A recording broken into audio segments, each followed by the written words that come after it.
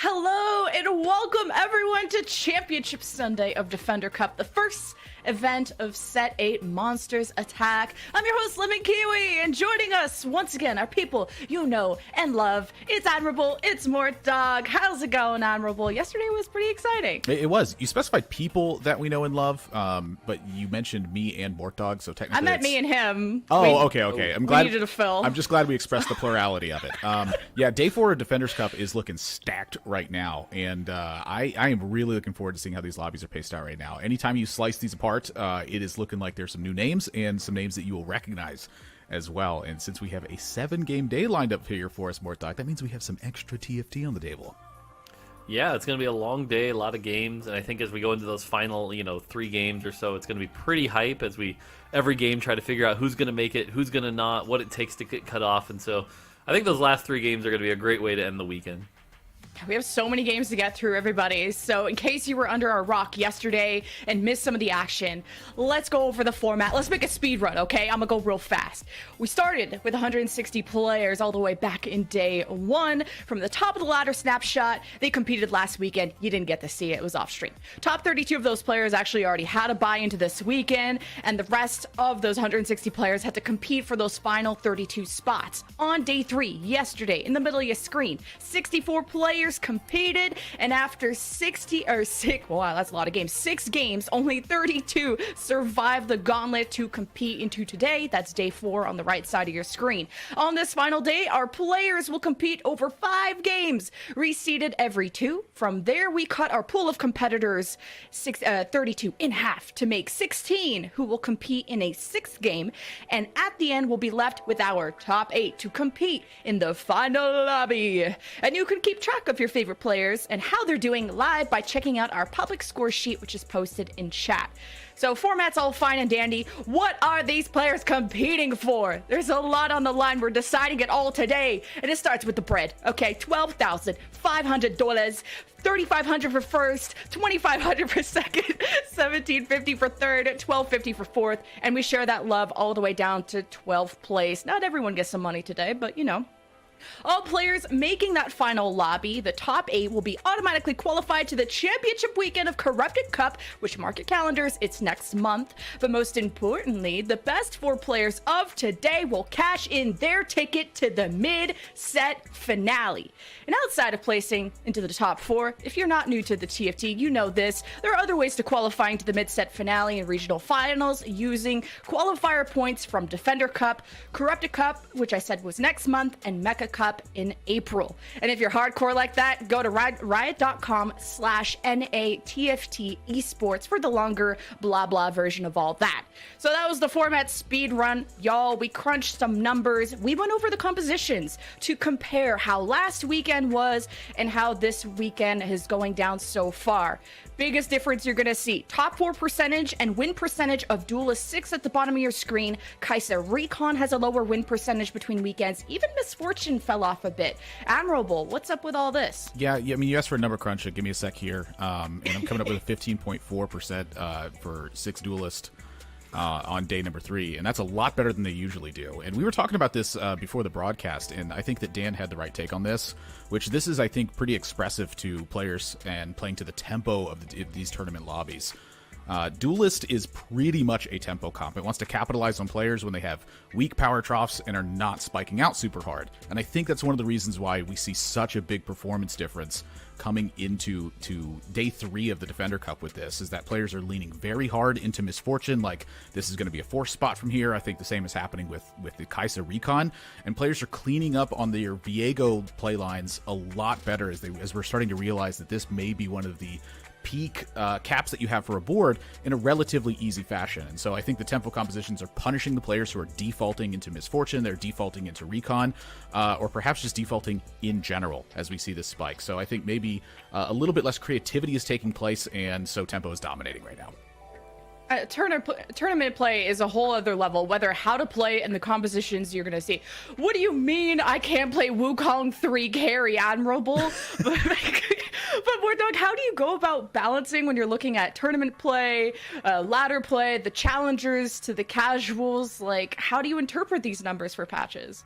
Yeah, it's always really tricky because most players, are sitting somewhere in that gold to platinum range, or even some of these, it's interesting because like there are 120, 160 players in this tournament. There's actually a really big skill gap between, say, like the 159th player and the top 5, and so even then, like, learning how to optimize these comps, learning when to play these tempo comps, learning how to counter the positioning for the Misfortune, all of that stuff really has to come into play.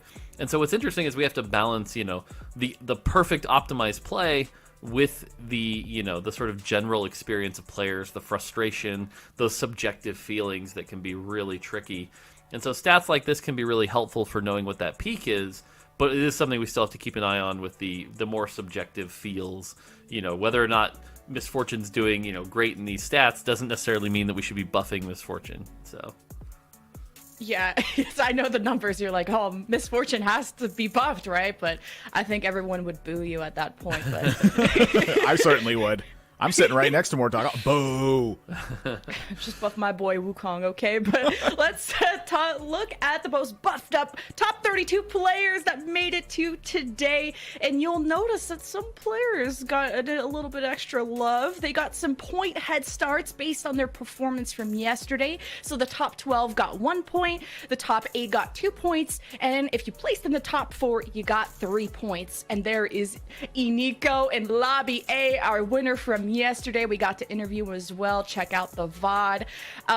But Admirable, like, what are the big storylines, the players you're really excited about today? I think that one of the biggest breakouts in terms of name recognition is going to be Wei Iverson. I think this is a player that's very esteemed amongst the peers, but this maybe isn't a name that you're super familiar with. But keep your eye on Wei Iverson. I feel like this set has clicked super hard, and he is having absolute killer performances across the board. Ramblin' yesterday did lose a tiebreaker, but it wasn't a tiebreaker to make it to this day, and that's a big finish for Ramblin'. He is, in the last couple of sets, been having some really tough time with tiebreakers, but maybe today, or yesterday rather, that he lost the correct one in that one. The Prestament Prophecy is still online right now, sitting over in Lobby D, and Iniko now in one of those first place spots. Can he dodge the winner's curse or the caster's curse, as it's very commonly referred to right now? Those are the players I have my eye on very closely, but if you're talking just strictly top to bottom in performance, I'd say that overall Dish Soap is the player that I'm going to be putting in number 1.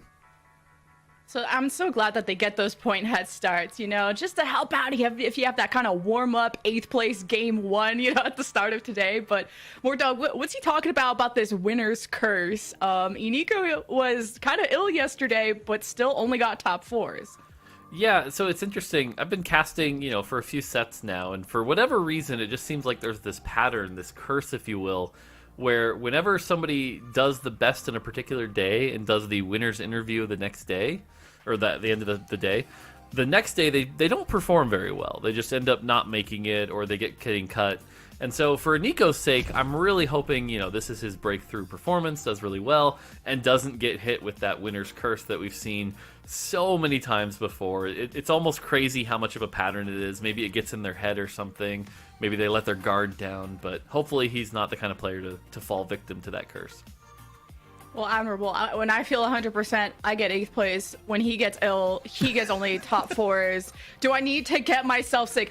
Well, we did talk to him at the interview of, what he did to prepare for today was just take a nap.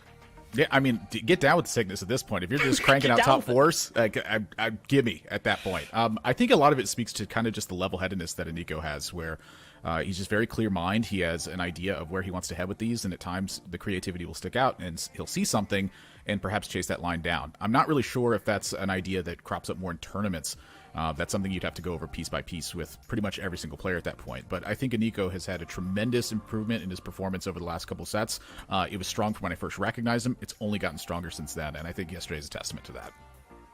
Well, our game is almost ready. We have 5 games before we have to cut some players down from 32 to 16. No time for panic. Point head starts might help, alleviate some Mort Dog moments. Am I allowed to say that while he's on camera? But either way, we got a $12,500 prize pool. We got mid-set finale spots on the line.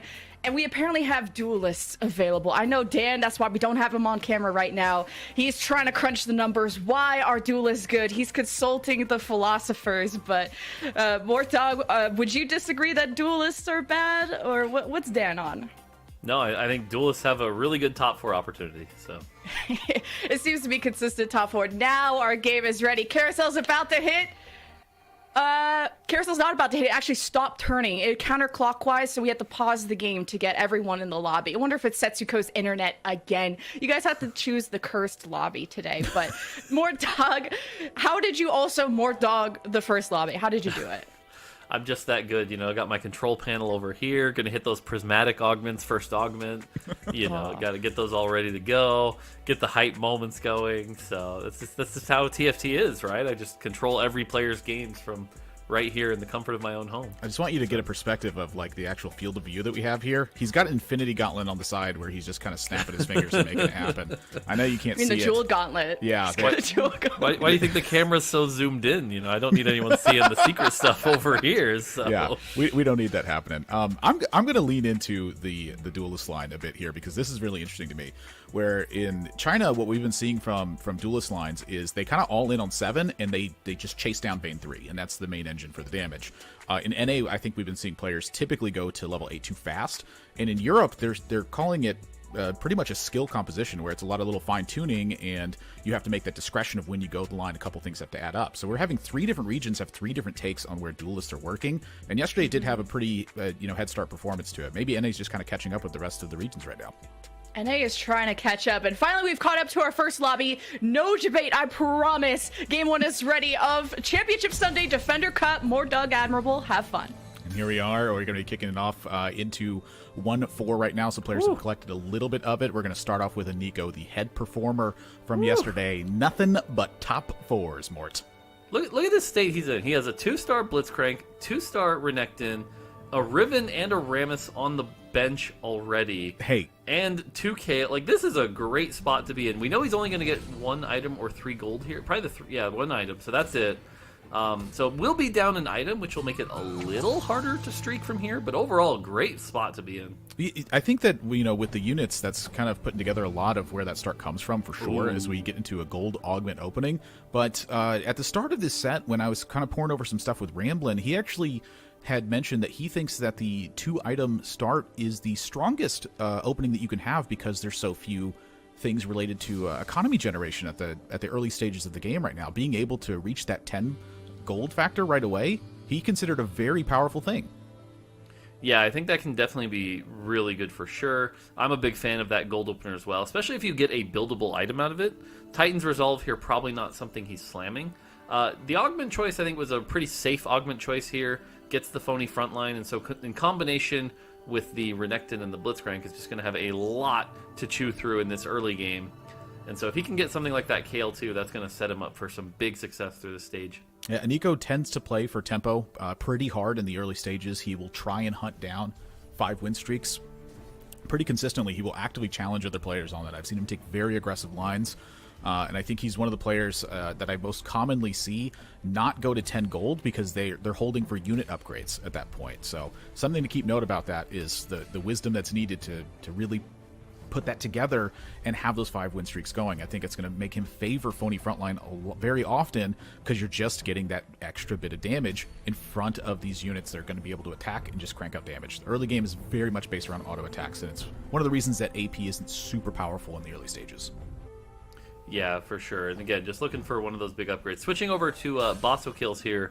Went with that Portable Forge, is able to get the Randuin's Omen, which is going to give armor and magic resist to his entire team. Has an early Anima Squad start, which is really good. If you want to... Anima Squad right now is pretty tough to play, but if you're going to play it, you need to hit it at 2-1. Start building up those Fame stacks, which is going to give you that extra health. Has the Jinx 2 already, which is going to be able to get a few kills here with that extra tankiness. So I like this position. Obviously, that means you're going to probably aim for like a Misfortune line, or for now, just play it, from this situation and transition out of it later, but also has that Champ Duplicator, which he'll be able to use later, which should be a really nice, ease of use into that Misfortune, hopefully. Yeah, I feel like Anima Squad just has a lot of strong connections as you're going into Stage 3 and into Stage 4. It does open up the idea of going a vertical build for Anima Squad because you can have so much health in play, but Jinx is a great item holder for a lot of AP. You have a Prankster online, so if you run into, say, an Echo pretty early on, you have a very strong utility line that's there as well. And again, it just kind of lets you exchange pieces. Vayne can hold items. You can have just pretty much any random AP hold items if you have a decent front line in place until you get to that final spot. So I think this is a very powerful spot with the Randuins plus having the Jinx 2. I think Jinx 2 is going to crank out some pretty good numbers here. So it was interesting. You could see Bosso Kills had all 3 pieces of Underground there and chooses to not play it.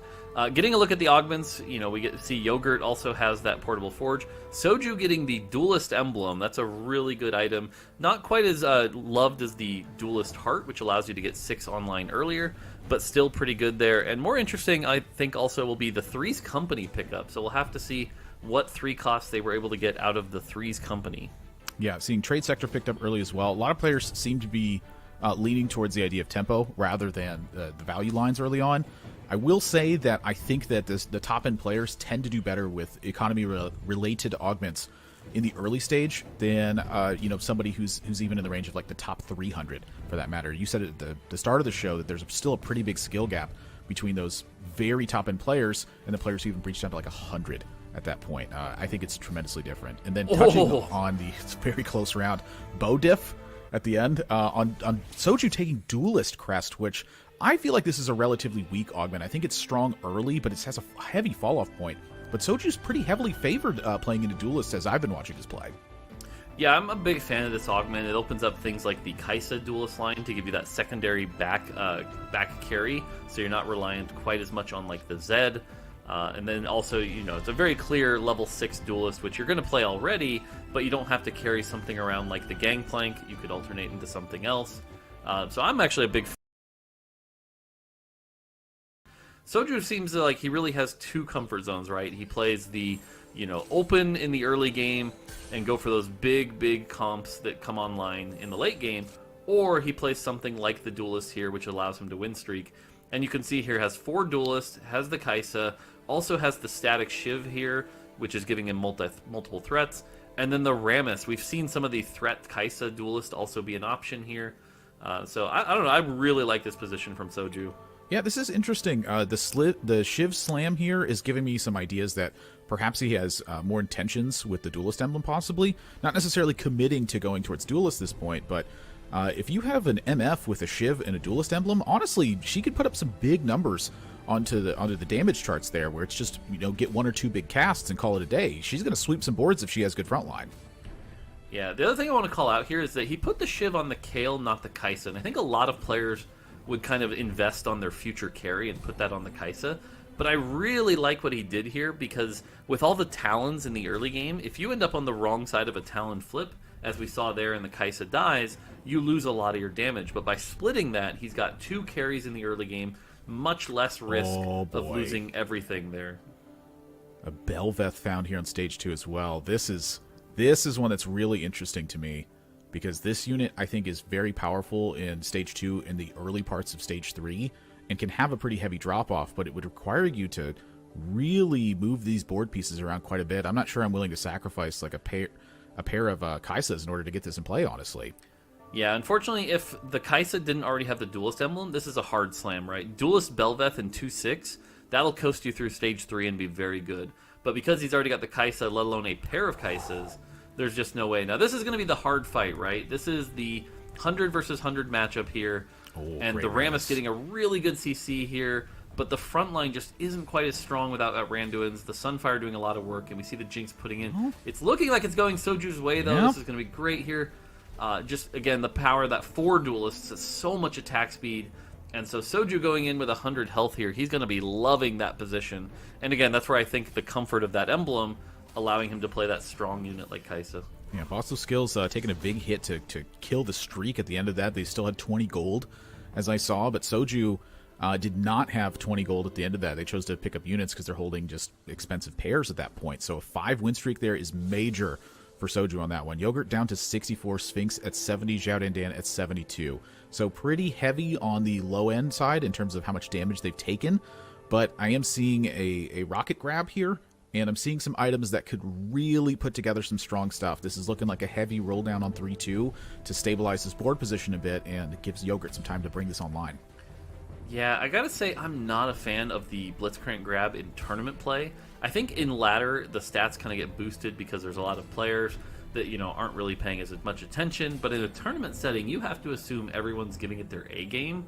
And so now that this Blitzcrank grab is sort of exposed, I think a lot of players are going to position around it. You're going to lose a lot of the value here. And so really not a fan of this slam. Let me ask you a question here off of this one now. With a Zephyr available, how much does that idea change? Ooh, not... Again, maybe it gets you like a extra stage of value, but I think people very quickly see through the trick, and then they know what to do. And so at that point, I think you're just going to see a lot of center positioning that's going to, again, make it lose a lot of its value. And so I can see the play, but it's so short term. All right. Well, I'm down to get down with that one. Soji went to 6 here to try to protect this win streak. Gets grabbed on the rocket. We just mentioned how it's a little bit different on ladder. I mean, Soji spends a lot of time on ladder, but frankly, I just don't think he's that concerned. His board is very powerful, especially versus Yogurt. Right now, picks up a 6 win streak with Yogurt on a 6 loss streak. And heading into 3-2 here now, I am expecting some big rolls because they're starting to see a pretty big gap in the strength of some of these boards right now. Yeah, Soju in particular has, again, 6 duelists. You saw he was level 6, 10 gold. Has it all in a good spot here, and that's exactly where it was. Okay, Make It Rain is a big hit here. So we get the 4-cost augment, so it's 4-3-3 at 3-2, which opens you up to getting those 4 costs early. That's a really big spike. And Make It Rain in particular, 20 gold every round in Stage 2, that is big. And so this is maybe the bailout Yogurt needed, but unfortunately this is the kind of position where you'd really want that with like 80 or 90 health. Being stuck with it here doesn't really have the items to support it. This is not the biggest, like, it's a good high roll, but he's in such a bad position. I don't know that this actually saves him. I'm honestly just surprised they're not investing more into the board at this point. I think it's just specifically related to the underground cash out. And so for Yogurt here, I'm curious to see where this ends up going. This, I think, is going to cost a couple of points of life right away, but this is a big investment point. I feel like Make It Rain is one of the strongest augments you could possibly get, especially on 3-2. Like, this opens you up to such a heavy transition in your board, plus it gives you a very powerful unit in play. The 4-cost augments on Stage 3 rapidly increase the pace of the lobby. So if you can keep up whatsoever, I feel like you're generally in a good spot. If Yogurt can turn this into a spot where they are ahead, I think they're suddenly a major leap ahead. But again, the life total is this point that you brought up, which I will agree with. I think Yogurt is going to have to pretty aggressively go lean into this and make something happen here, or things are going to fall apart pretty quickly. Yeah, gets the 28 gold, which will accelerate him pretty quickly to level 7 here. But again, I look at the situation. I see no items to support this. I see some struggle. I almost recommend using the Reforger on the Blitz grab here and see if you can get something a little stronger, a little better. Instead, choosing to go the AD line, so really banking on hitting that Samira, which is going to be interesting here. And so as we look at the hero augments later, the big thing to note is it was a 4-3-3. Anyone who got stuck taking a 3 cost is almost inherently in a little bit weaker of a position, with a few exceptions. I'm seeing Sphinx with a Viego. I got taken here, and I can get a glimpse at some of the augments on the side. Zhao Dan went with Neela.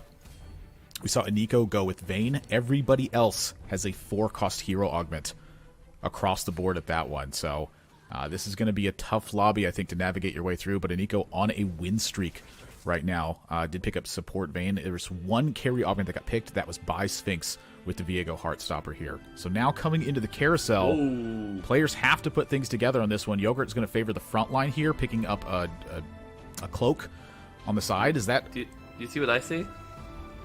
Hang on, look at Basso kills items. Basso skills. Oh my god, 2 champion duplicators. That is 2 champion duplicators. As we talked about yesterday, 1 champion duplicator, pretty good. 2 champion duplicators, hit level 7, find a 5 cost. You have a 2-star 5 cost instantly, doesn't matter which one. That is a strong position to be in. And so when you get that 2 champion duplicator high roll, you can use that to really swing the game real hard. I don't know if you have your eyes on the sidebar on the right, but the bottom 4 players all just went to level 7. Yep, that makes sense. 3-5, trying to roll it down, see what they can hit. And again, we've talked about lobby spikes throughout the day, right? This is one of those lobbies where the top people are all sitting above 90 health, and the bottoms are starting to get hit pretty hard. So they're going to have to come back. And again, if we base this off what we saw yesterday, this could be players dying at 4-2, 4-3, if they can't turn it around real quick.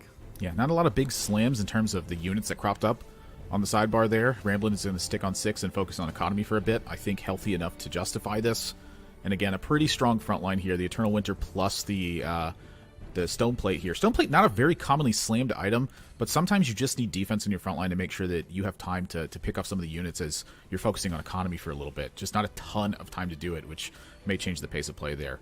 We're seeing another hit taken here from Basso skills. Again, focusing a bit more on, I think, piecing together where those champion duplicators are going to go.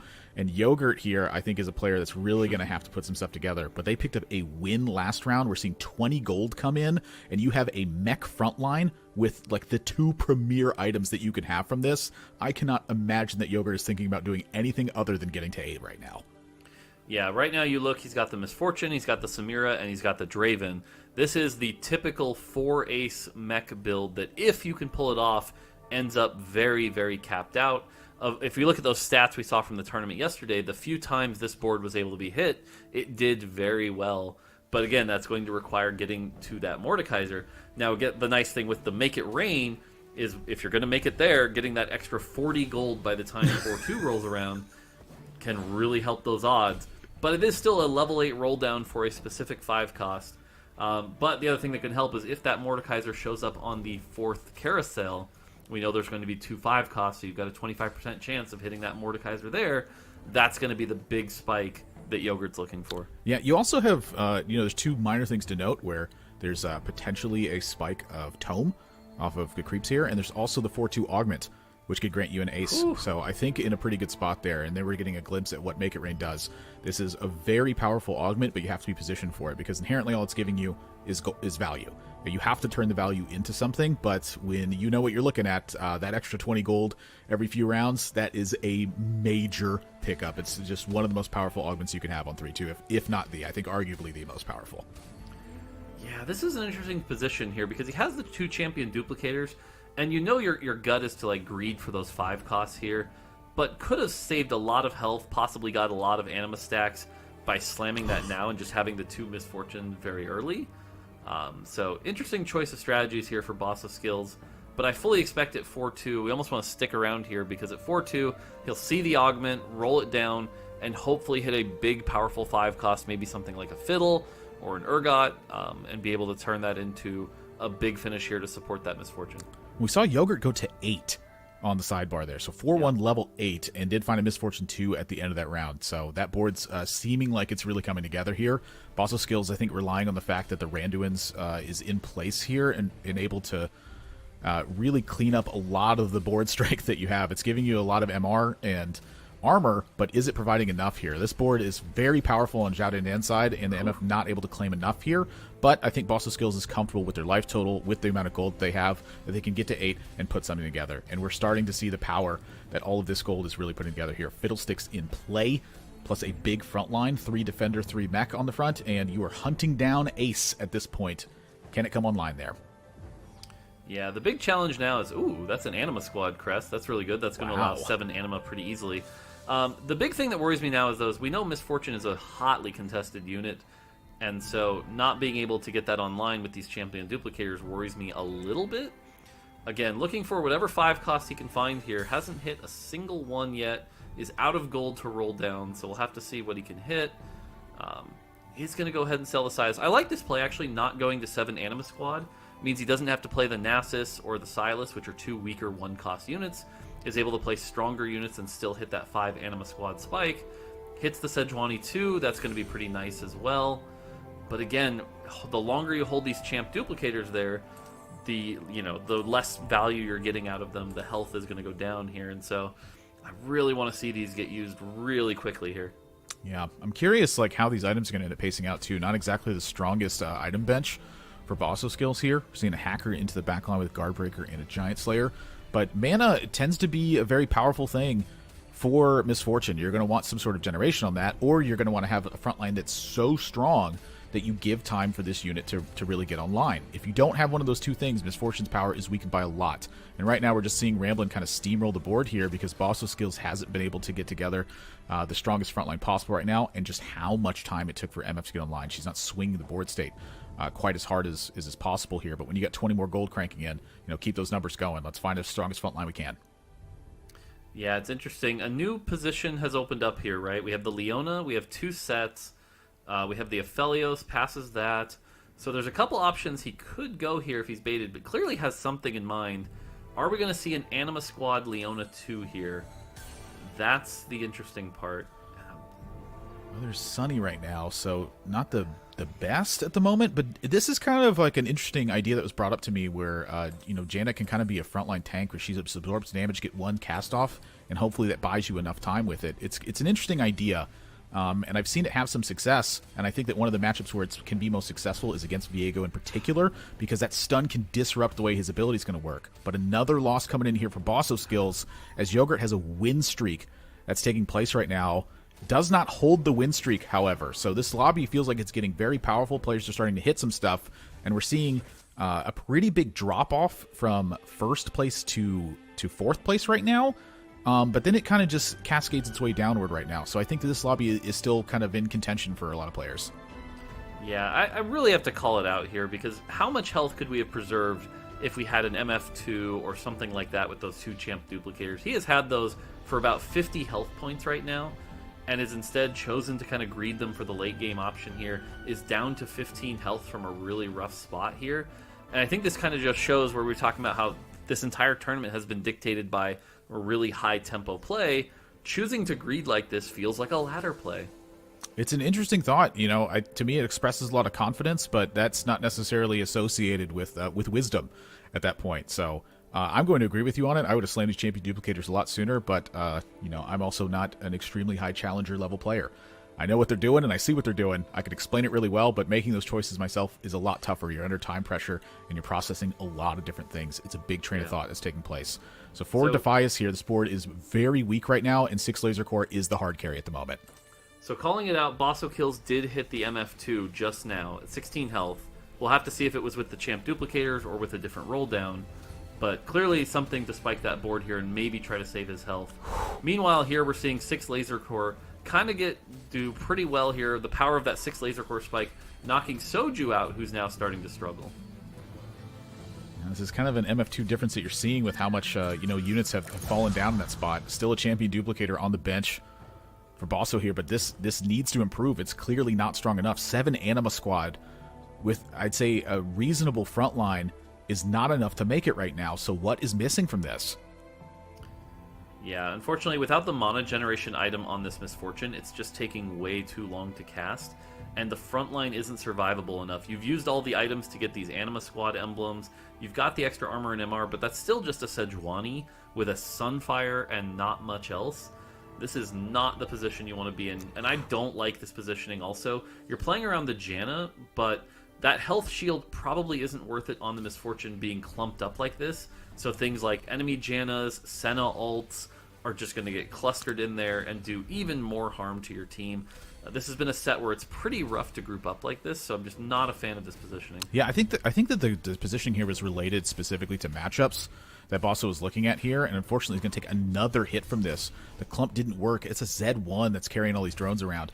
I think it was specifically around positions there, because you're going to want your Sejuani to catch as much as you can, and I think they're looking at hackers being in play and solely positioning for that. You know, but again, I agree with you. Clumping has tended to be a weak strategy because there's so much AoE damage. And looking at Xiaoda and Dan's board right now, this was a pretty strong recon board that was put together here, and a civilian emblem on the front line here. You know, if you just run into that off the tome, and that's the strongest thing you got, it's a little bit of health, but it's also a little bit of mana at the start. Yeah, I think the civilian emblem, definitely not what he was looking for here, but I like the 4 recon, specifically with the Neela support here, because now they're completely immune to CC. They're going to do a ton of damage, and as you can see, he's only 2 away from that Kaisa 3. If this turns into a Kaisa 3, this is going to be a lot of power. Kaisa 3, CC immune with a Gunblade, is going to be able to crank out the damage. Combine that, if you can get lucky enough and hit the Rammus 3 here, we're 2 off of the Rammus. Like, there are some big spikes that could happen here. And the other thing we saw is, like, Ramblin is playing around LeBlanc, so hopefully some other people draining it out of the pool. There's the Neela 3, which is a decent upgrade. Honestly, Neela 3, not the biggest upgrade compared to things like the Rammus 3. So of the champions you could hit, it's the one you didn't want to hit the most. But, again, it's still a nice spike. Hopefully buys that Kaisa just a little more time and a little more health until you can find this Kaisa 3. Yeah, it's an interesting spot. I'm curious if how many players would have leaned into this from an overhead perspective. A lot of times you have to just pick up what you're finding, because that's the nature of tournament play. You just need to be as strong as you can be right here, right now, because other players are playing to that same style of strategy. But a lot of times I've seen this referred to as kind of a bait with your gold, where it actually delays the amount of time to get you to a Kaisa 3 or to get you to Rammus 3, or even if your board's strong enough, sometimes to level 8. So it's a very tough call to make, because I think Neela 3 is a great frontline upgrade and very minor damage upgrade now. Bosso skills fallen out in 8th position there with the Make It Rain augment on 3-2. That is a tough spot to be. And Ramblin here on the brink of 7th right now. This board is looking like it's got great frontline, but not too much to back this up. Yeah, we've been seeing Ramblin's board from other people's views as he's gone up against them, and it's one of those positions where LeBlanc in particular really needs that LeBlanc 3 to hit that sort of critical mass where she can get those resets and do a ton of damage. LeBlanc 2 at this point has basically fallen off. You're going to need some strong front line, and the Soraka with no items as the support is a little bit of extra help, but really not a ton here, and so this is going to require some very lucky hits. Unfortunately, goes up against Yogurt, who has 2 Dragon Claws on his set. This is almost about as perfect of a setup as you can get. You get plenty of armor from Defender, 2 Dragon Claws, which is ridiculous. LeBlanc's never going to be able to get through that, and you've got the 4 Ace.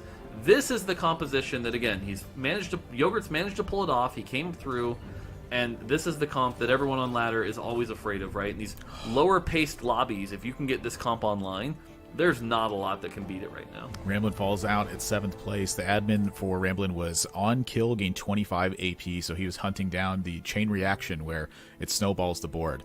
But for what Yogurt had online there, that is just that board was massive. Hit Black Cleaver on a Fiddlesticks in case you trigger that early for CC. Now your team is disadvantaged on both armor and MR, and then just 2 stars across the board. Yeah. We just saw the Kai'Sa 3 spike.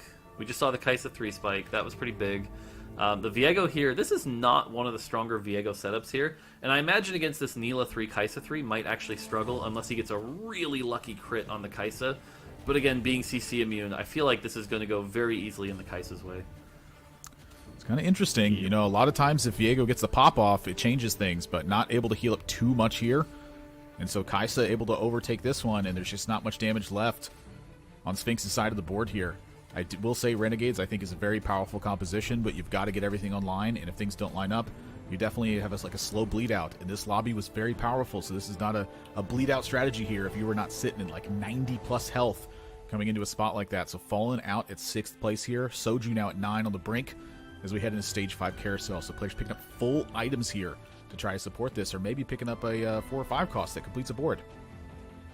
Yeah, so this lobby feels a little bit more like some of the ones we've talked about, where a few of the people at the bottom, in this case Yogurt, did manage to put together the really strong comp, right? They've got the 4 Ace mech, and so now some of the people who've been playing tempo, people like Soju and Aniko, who have been playing those duelists, as we see here, the 8 duelists, are falling off, right? How does this comp really get through a mech with all these 1 costs, right? You're still running a Gangplank, you're still running a Kale, holding 2 of your key items. There's not a ton of damage on this composition anymore other than burst down, and as soon as you run into a wall like the set, like say a big Sejuani ult, or even get distracted by an Echo, you're going to be stuck here. And so this is not where Soju wants to be, and this is probably a bleed out into a 5th. Definitely what it's looking like to me. And you can still have some stuff picked up here. You know, the item spread, I'm looking at the Cybernetic on the sideline here. It is still a lot of damage that can be put out, but you have to overcome the similar spots that other players are trying to do. So this feels like a Zed versus Zed, where I think that the laser core is the difference on this one. And damage is going to be the difference. Soju taking a hit and falling out. Oh, -1 to both. And so the tiebreaker score, Zhao Dindian having more health coming into the round. That is just unfortunate. Just barely lose. That is good news for Aniko here, as more of the duelists are now back in the pool with Soju knocked out, so has a chance to maybe spike up and save a spot. Though at this point, I think Aniko's just happy that he's the one who played the duelist comp and got the 3rd place, and is going to look at this and go, well, that's good enough. And so it's really going to come down to our Laser Core versus our 4 Ace player. And in that particular matchup, Laser Core having to go against a set with 2 Dragon Claws, I imagine we're looking at a Yogurt clean stomp here. Yeah, I want to give a shout out here to Dasik for highlighting a lot of duelist tips for me when I was watching his stream the other day, where he was talking about duelists being a very skill related comp where you have to identify your positions very correctly, or you take big punishments for misevaluating them. And so for Nico here, sticking on 7 and chasing down big units in the right spot, I think is the right call. In a 1 vein away, I think, from having a very powerful board. Ended up picking up the Yasuo 3 to try to maybe have some time bought, as you know, you have a little bit more life, so you get that extra cast. Finishing in 3rd place there, I feel like, is a fist pump for the duelist compositions, as they don't have a super high cap. I think a lot of the caps are related to Laser Core and how you can piece together that style of board. So now we are at our top 2, Defias versus Yogurt. I say if I have to pick a favor right now, that I have to look at this 2-star Fiddlesticks and this 2-star Mordekaiser. Yeah, I mean, 2-star Fiddlesticks, 2-star Mordekaiser, 2-star Samira with very good items. Backup Misfortune, 4 aces. I mean, like, I'll be honest with you, this does not look particularly close to me. You know, again, showing the power of Make It Rain, was able to use that, convert into a strong front line, and like I said, this is the comp that you're going to see do very well here, and so Yogurt getting that turnaround, it's going to feel really good here. Does hit the Leona too, which, I mean, cool, I guess? I don't even know that you play it. I'm not... It's kind of interesting, honestly, because it's just, you know, big stuff tends to be better. I'm just not sure that he needs Leona to complete this. It might again be kind of a backup plan where it's like it's not enough, so you want to shift. But right now, Yogurt's chasing down a 3-star MF as well. Like, Yogurt even has outs here if this board ends up not working for them. Yeah, like I said, the one hope here is that the Zed can do enough backline damage to really make a difference. But there's just so many threats on the board, I'm really skeptical of that. And sure enough, like I said, these fights do not appear to be particularly close. Even through the Edge of Night proc here, that's going to be a bunch of damage. And like I said, this feels like we're on a clear ride. The question is, will we see something interesting like the MF3? We're getting the more money from Make It Rain here. Just feels like we're getting snowballing, kind of doing the victory lap here. You know, there's no Z3 out here. There's nothing crazy. Is going to level up to 9 to try to put in that Fiddle 1, but again, I don't think that's just going to make much of a difference here. Never got picked up. Going to forego the extra Fiddlesticks there. Not going to chase those down. And Yogurt here takes a look at the positioning. Says, you know what? Looks good to me. And frankly, I agree. So a pair of Fiddles now hoping to CC this board to death, really. Delay that damage just enough for Zed to have the breakout. But we've been seeing the Misfortune cast despite the Zed getting onto the backline right now. It's such a major difference. Gets a full amount of that cast, too, and just does a ton. And just all we're really looking at is a single threat fight, right? It's that Zed doing a bunch here. And I think we've got one more fight here to clean it up. You know, doesn't look like we're going to hit that Misfortune 3, unfortunately. Unless he's going to sell things like the Leona here to chase it. But really no reason to greet it here. Oh, there's one more Misfortune. Is that going to bait him to selling everything to try to hit it? I don't think they're going to sell everything. I think they're going to sell just enough and say, you know what? I have at least one more round, so...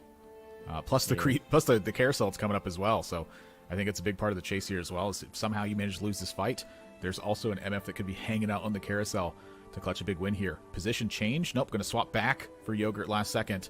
And again, I don't feel like too much has happened to really swing this position. It's looking like the clumped up on the Fiddles a bit more. Hopefully a better timed CC spread.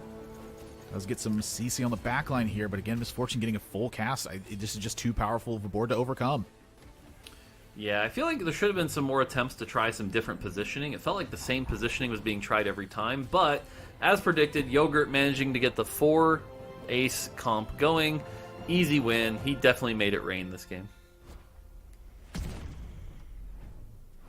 Hey, that was intense. The 4-ish cost, hero augment that early. I'm just as stressed watching that than like triple prismatic games. I'm trying to figure things. I'm a slow player, okay, but in many ways. But congratulations, Yogurt, for the Ace 4, Defias with the Zedcare, Inika with Dula 6, and Zhao Dandan with the Misfortune. We actually have another lobby that's finishing up, so let's go tune into that. All right, well, we got a lot to download as we're coming into that one. There's a ton that goes on as you're following a game. Try jumping into one. This lobby got started, I think, a little bit later, and that's why we're able to have this perspective right now. So we're going to start getting a full view of this one. And as you look at from the top to bottom right now, Kyvik's dominating the lobby as it quickly drops off from placement number 6 right now. 9 and 7 health at the bottom. And so I'm going to be looking at augments here and paying attention to a lot of that. Mortdog, what's standing out to you on this board right now? Yeah, so again, we talked about how there's basically been 2 styles of lobbies we've seen throughout the day, or even through yesterday. And today it seems to be one of those ones where 2 people are really struggling here. Replay already getting knocked out before getting to see his his anvil, and so 2 people are really struggling, whereas the top 5 in the lobby seem to be doing pretty well. Right now we're looking at a 6 laser core board with that Z1. Is going to be able to go to 8 next turn with a lot of gold, but really needs that Z2 to seal the deal. We've seen 6 laser core really needs that to get going. I like the use of exiles here to get the extra health. That should be some extra survivability for his front line. Buy Zed time for that Ginsu's to ramp up. The Ginsu's Edge of Night is really good for this variation of Zed, so that feels good. Has the Morello as well on the Fiddlesticks, so decent position to spike here. It's just going to come down to this roll down. Will he be able to hit that Zed? And items-wise, I like the Gunblade here. That can do some good stuff. Interestingly, I was going to go with the Protector's Vow on the Sejuani. That's also a really good option here. So starting to see that roll down. Gets an Urgot, which is kind of nice. Yasuo too. But again, it's the Zeds. We're really hoping to see if we can find these Zeds here. Gets that Senna spike, but no Zeds on the roll down. That's going to be pretty disappointing. Passes on the Echo 2. That's a little... And again, no Zeds. Oh, there's finally one Zed. One off Zed and Sejuani. Those are the spikes he's really looking for. If he can get those going, he'll be looking real good here. On the other side, we're seeing a Kai'Sa board with just a Kai'Sa 2. That other side is looking real weak here. Yeah, 7 Kai'Sas sitting on Pitsy's bench right now. And did have a prep crank in this game, so this board might be a little bit stronger than it looks like because of the preparation stats that could be in play. And I feel like here it was really a race to just find upgrades to the board. I think Cottontail was missing a lot of 2-stars there and able to pick up enough of them to just piece together that slight victory with the Zed, with again the Zed being the last holder of these drones that are online right now. And I feel like this is kind of highlighting to me the strength that 6 Laser Core can really hold. You know, there are ways to overcome this, but it's a pretty big amount of damage that you're going to be holding on to through the mid stages of the game. Not able to upgrade Sejuani or Zed on those ones. So we head over to Ripple Overdrive's board right now, and it looks like it's a very similar position where you are racing to try to find upgrades at this point. But frankly, how many can you grab from this spot? It's going to be looking at 6 Laser Core instead of looking at leaning towards Duelist. Again, I agree with this pretty much the same way. It's fascinating how almost identical this board is. The same Exiles augment, playing around the Z1. I do like that they have a little bit better items on the Vayne here. This is also something we're starting to see a lot of, is the Last Whisper Static Shiv, so that you get both cases of Shred here. Unfortunately, the Zed from Cottontail just rips through the back line doing some other stuff. Also wanted to call out, we did see Pitsy hit that Kai'Sa 3, so that's going to be a big spike here. But yeah, unfortunately, this looks like the weaker variation of the board, despite both of them having the Z1. Yeah, just it's not too much to tailor here. You know, we're looking at admin on the front line for for the LeBlanc there. Gosh, this feels like a tough board here. So selling the downgrading for gold in that spot and says, you know, it's just not enough. Oh, Hacker, excuse me. That's what the LeBlanc was standing in for. That's something you definitely want here. But for Ripple Overdrive, this feels like a big miss that ended up happening at the end of the day. You know, you're not cashing in too much from Neela's frontline ability there. I'm going to swap around the Zed, hopefully trick somebody into something, but this thing needs to pull a lot of damage out in order to get a win here. And I feel like against Viego, that's holding a Jeweled Gauntlet and a Gunblade, this might be one of the toughest things you can fight, because it's also the Electric Overload that's there punishing you for having this crit ability in play right now. Yeah, one of the things when you're up against a Viego is Viego in particular gets those resets whenever he gets a kill. And you know what's easy to get resets off of?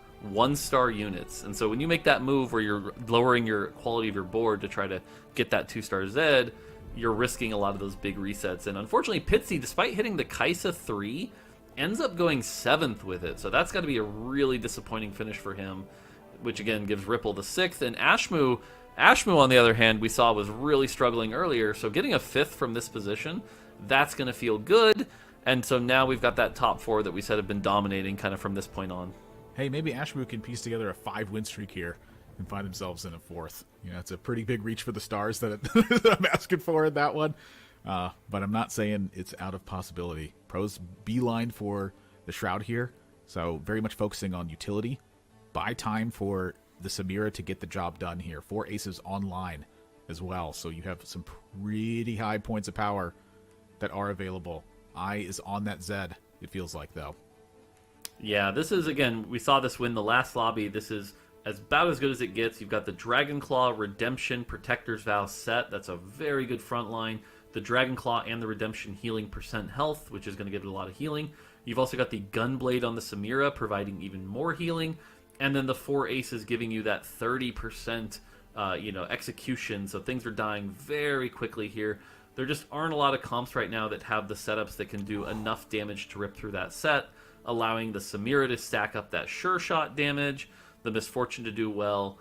And so Pro's set up here to kind of be our lobby winner from this point, it looks like.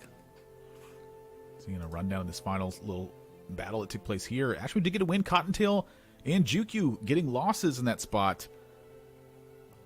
I don't know why. It's just I'm feeling it in my bones a bit. Like, can Ashmu put it together here? Yesterday we saw them have some pretty strong end-game performances with the boards they were able to scrap together. But the boards are just looking pretty strong in this one. Like, one bad matchup or one bad positioning, and that's it. Yeah, for sure. And this is, like I said, one bad matchup, and I think that's why Ashmu in particular is going to really struggle to get a top 4 here, is there's just too much health to rip through. Cottontail with that 6 laser core has hopefully hit the Z by now.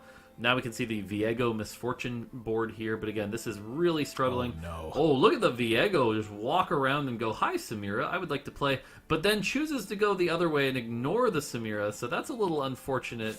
That Samira just being allowed to cut loose. Really needs a big slam here. Isn't getting it. Samira's almost back to full with that gunblade, and so that was just a little bit of bad Viego jumping, unfortunately, giving Pros the win there.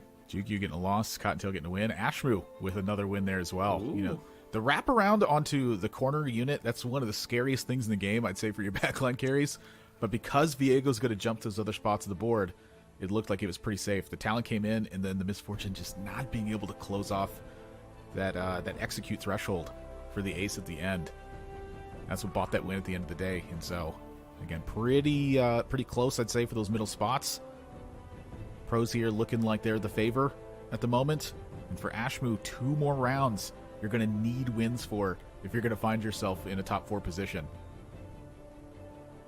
Yeah, this is really interesting here. We'll have to see if anyone can come up with something to take it down. But in the meantime, the other thing that's kind of not being talked about is how Pros from this position is allowed to just keep getting gold. We're probably going to see a level 9 here fairly quickly. That's going to allow him to throw in another powerful unit like the Fiddle, the Urgot, maybe even get that Leona in there. And so this is the kind of situation where, again, even though you might have some hope later, it's tough to come back from just how spiked this is. I like the Hand of Justice here on the Urgot, by the way. If nothing else, it's a tier item that's an extra cast that's giving just a little bit more CC to the team, allowing that Samira even more time to get going. Shroud being moved around a lot here, and it seems to be it's heavily focused on CC from Pros' perspective. Ooh, good So Zephyr. Yeah, good Zephyr as well, so buying some time here, but the mech comes online before Samira is able to get reached. Is that enough time? Because Samira targets the Samira in the backline with that hit as well. So that could be a big difference. Oh, frozen up on the Urgot, so doesn't get that one, but now Ascension is in place. Is that enough to fight this? Second win, get some big healing here as well. And it's looking like the Ascension may be able to take this one over. 2 big executes on deck there. Kyvix taking a hit. Yeah, and you can just see so much damage from those ace executions, pumping out the damage. Now it's hitting the Mordekaiser too.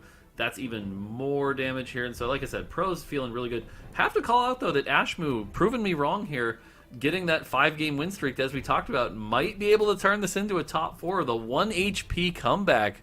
What an amazing play. Wow, that is a tough one to pull off in this one.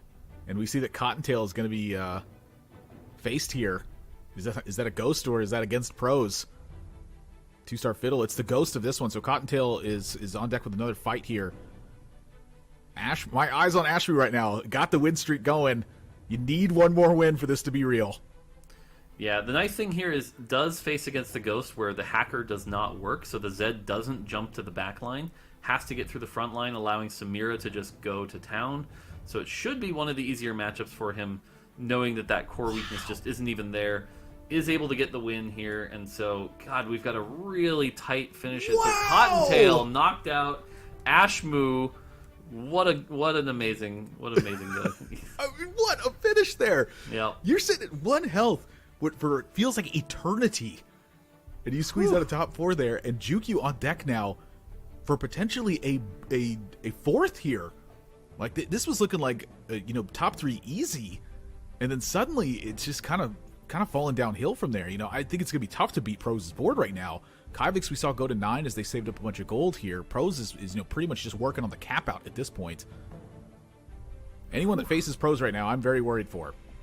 Yeah, exactly. I think you look at this situation again here, and it's like look at the items on Urgot here. This is not something that screams, I'm going to beat the 4 ace comp that's come together. Instead, good misfortune ult does kill the Samira. But again, does anything get through this set? The Ascension finally comes online here. Big damage. It's going to be close, actually. This one's going to be really close. Urgot's a lot tankier than I thought it was going to be. I'm going to be honest with that one. Oh, big hits from the set, though. That means Ashmu is now sitting on a third. Wow. Whew. 1 HP and scraps together a top 3. And mind you now, this is a 6 win streak that Ashmu is on. So Kyvik's on deck for a third here? Yeah, it's interesting because Ashmu hasn't faced pros yet. So I'm really curious if they're finally going to face each other here. I like the Zephyr pickup from Kyvik's here to maybe save himself. But this is really going to come down to who faces who. And so we're going to get our glimpse here. Okay, so we're finally seeing pros versus Ashmu here. Whether it's the Ghost or not, we're not sure. But this should be probably the key deciding fight for if pros just runs away with this. That is a second Mordekaiser too. Yeah, why not?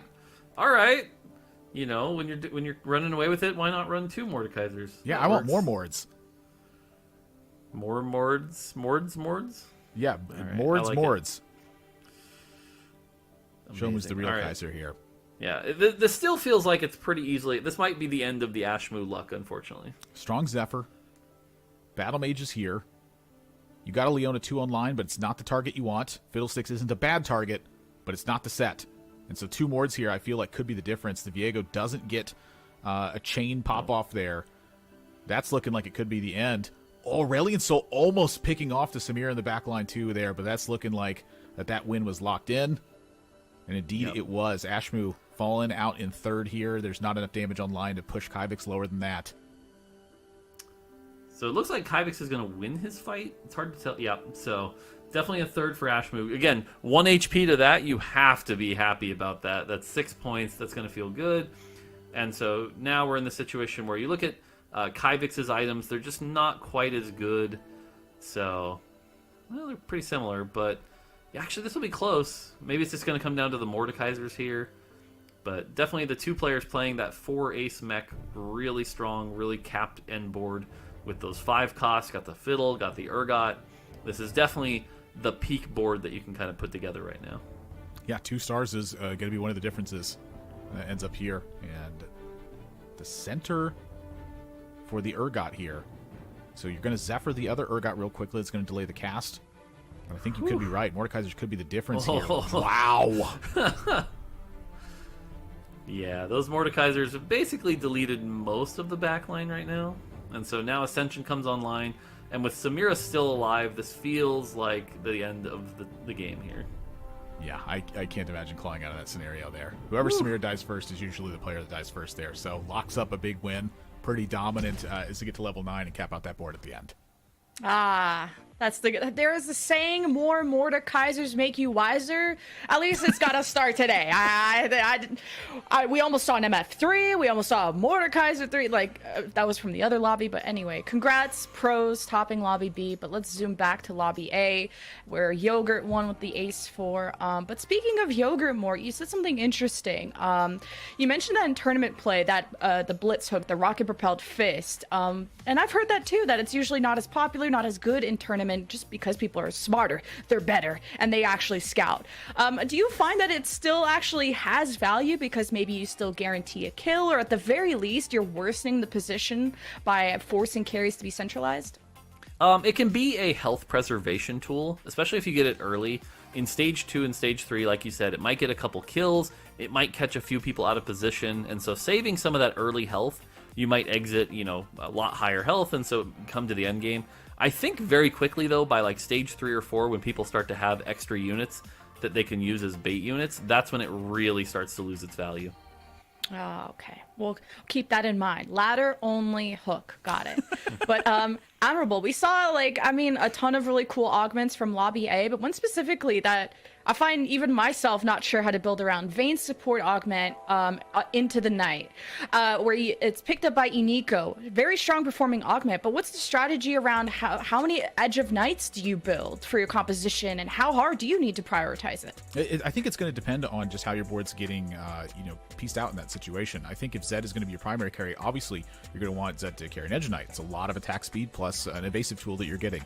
He had an Oxforce emblem on the Zed as well, so the Edge Knight kind of highlights the idea that now you have 2 layers of protection to maybe get the job done. But Iniko was chasing down Vayne 3 in that spot, and I think that's one of the big pieces of that is you're getting a huge damage boost with Edge Knight. Being able to put 35 attack speed on a unit, but at the same time you're chasing down a Vayne 3, and it also helps you get there in that situation. So I think that from an Eco spot, there just wasn't a good 4 that was online. They went with that one and just pushed as high as they could, and came out with a pretty strong performance of that. Okay, so you don't need a million. You don't have to spread the love to everyone. Just really the carry, maybe backup carry. Got it.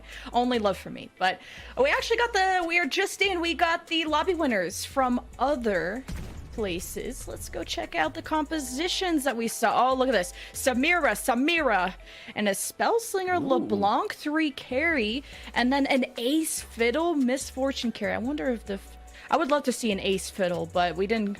I'm not sure yet, but any kind of reaction there, Admirable? Well, I'm noticing we didn't have a hero augment in Lobby B.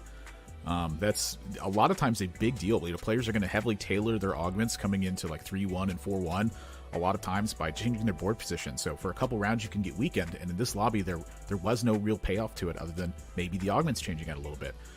With Garchomp there coming with a LeBlanc 3 carry at the end as well. This is the carry augment from LeBlanc, which a lot of players I've heard refer to this as just, frankly, not a very strong emblem in general. And I imagine that Garchomp maybe has taken this because it's like, well, I'm going LeBlanc carry anyway. This is another LeBlanc, and it powers that up. I think that Spellslingers are pretty tough to play around, but if things line up super well, they line up super well. So that's a big thing to point out there. And then Wajan Iverson picking up a win. Again, I think this is one of the highest expected players amongst peers to have a strong performance in Defender Cup, and now he's following up on that as well. Came into the day with 2 points because of the bonus and picking up first place here. So we're looking at 10 points for Wajan Iverson to kick off the day.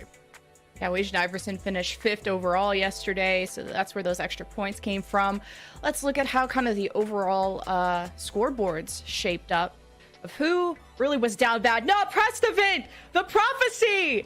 Oh, Bryce is mauling somewhere. Boss of Skills we saw at the bottom there. Replay at the bottom, and Stellar Minhee too. But, Mordog, are you really panicking in Game 1? I think we were playing, 4 or 5 games before we start cutting people out?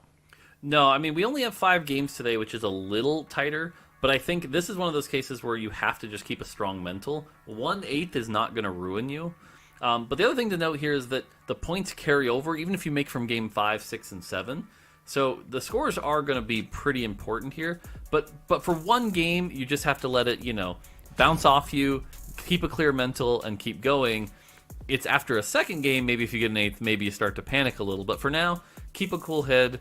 Don't worry about it. Get into the next game, find those aces, and go from there. So, yeah. So today we'll have 5 games for the 32 players. We'll have a 6th game for 16 players, and then we'll have a final lobby. So feels like a true gauntlet, Admirable, but there's still like a little bit of wiggle room to kind of play badly in the first one, especially if you got the point head starts, right? You're going to have chaotic outcomes at times. It's going to happen. Like Bort said, you have to keep a clear head.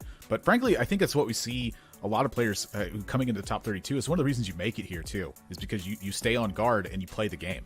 When you're playing ladder, you don't just get in 8th place and then just start cranking out a bunch of, just run it down comps and find yourself at 0 master. You can't be demoted from this tier and just print that over and over again. They stay on guard. They keep a cool head. They have a high volume of games that are coming into place, and they know where the bad outcomes are coming from. A lot of times, I think at this level, it is related to just, frankly, you low rolled, and you low rolled pretty hard.